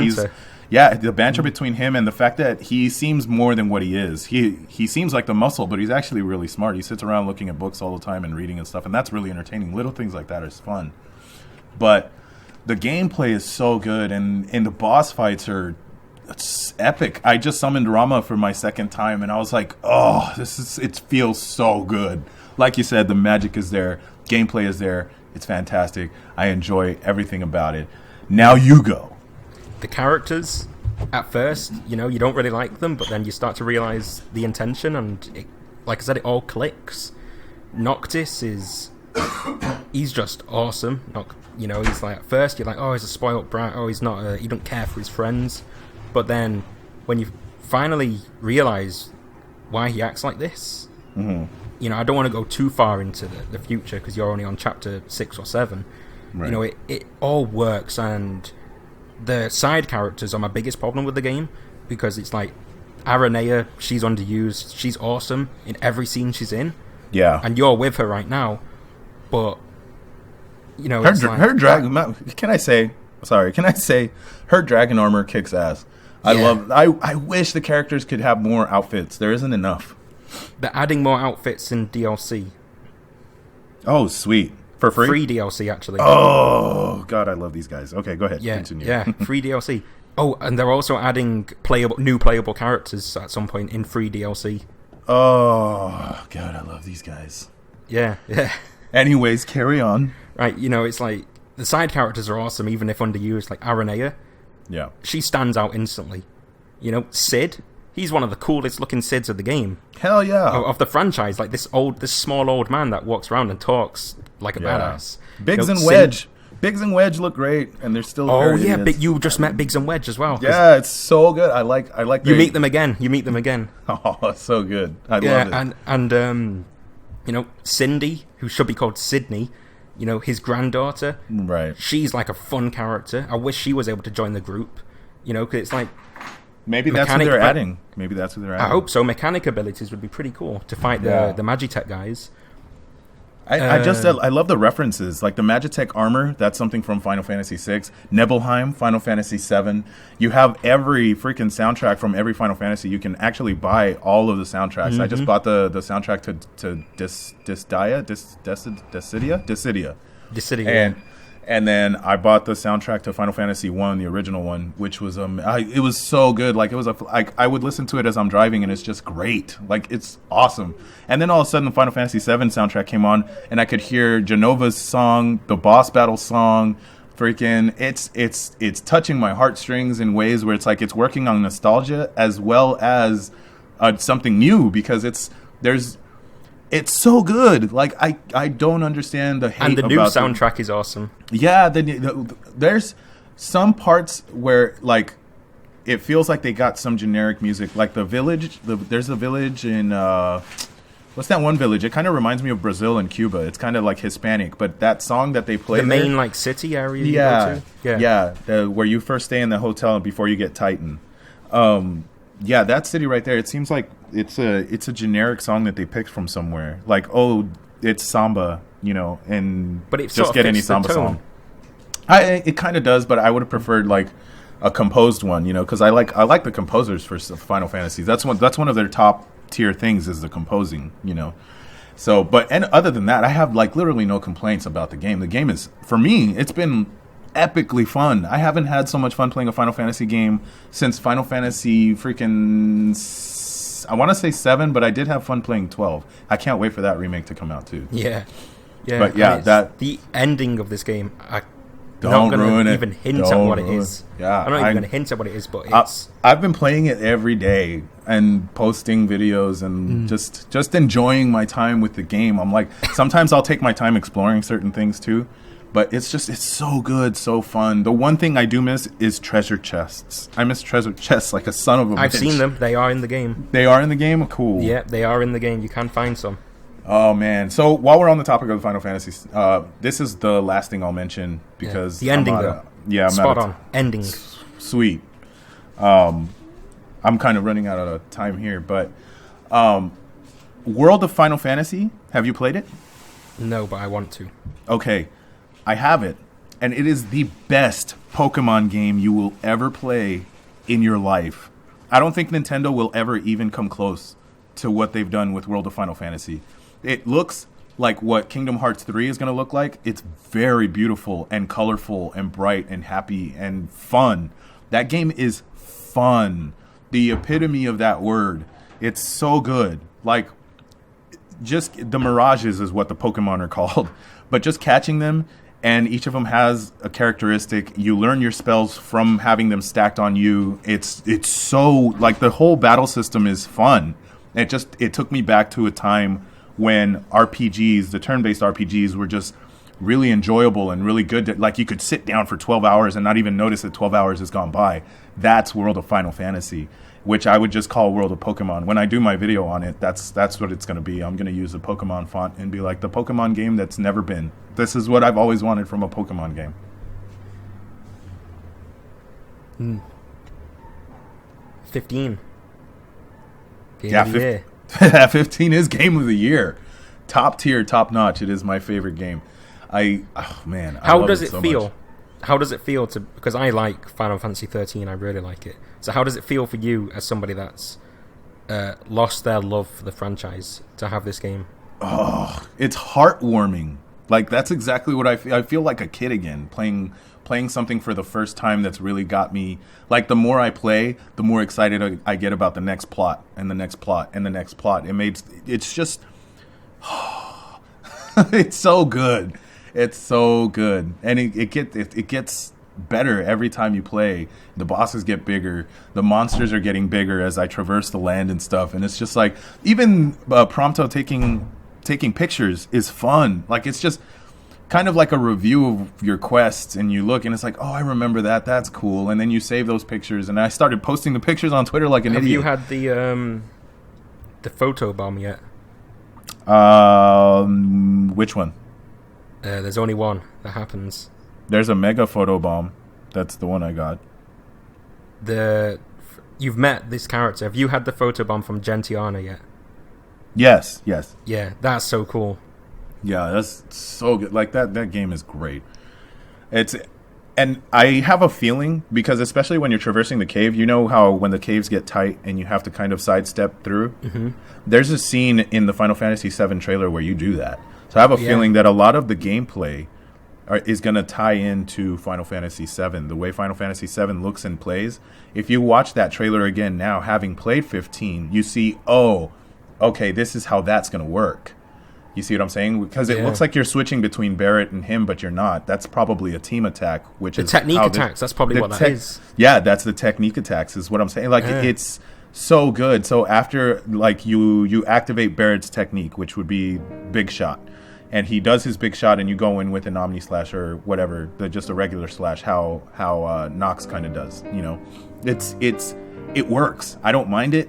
I do miss the turn-based stuff, but that's what World of Final Fantasy's here for. You know, like they release two things to appease two types of people, and it's like to gain new fans as well. And I thought it was really nice of them to be like, hey, this game is for fans and for new people. I'm like, that's really cool for them to just try to reassure people of that, because that was something that a lot of people were afraid of, is, are you going to lose me by playing this? And they haven't lost me. They gained me back. They lost me a long time ago, but now I'm back. I'm back on board, and I love this game. I stand by it 100,000 million billion quintillion %. You hear that, Sean Murray? Quintillion, you stupid bastard. This game is way better than your damn freaking world, and it's even more on rails than his. Like, you can't drive off road, you can't do shit, but it's so well done, well written, and like, you play and you have fun. The world seems bigger, and it's just one planet, you idiot. One planet. It's awesome.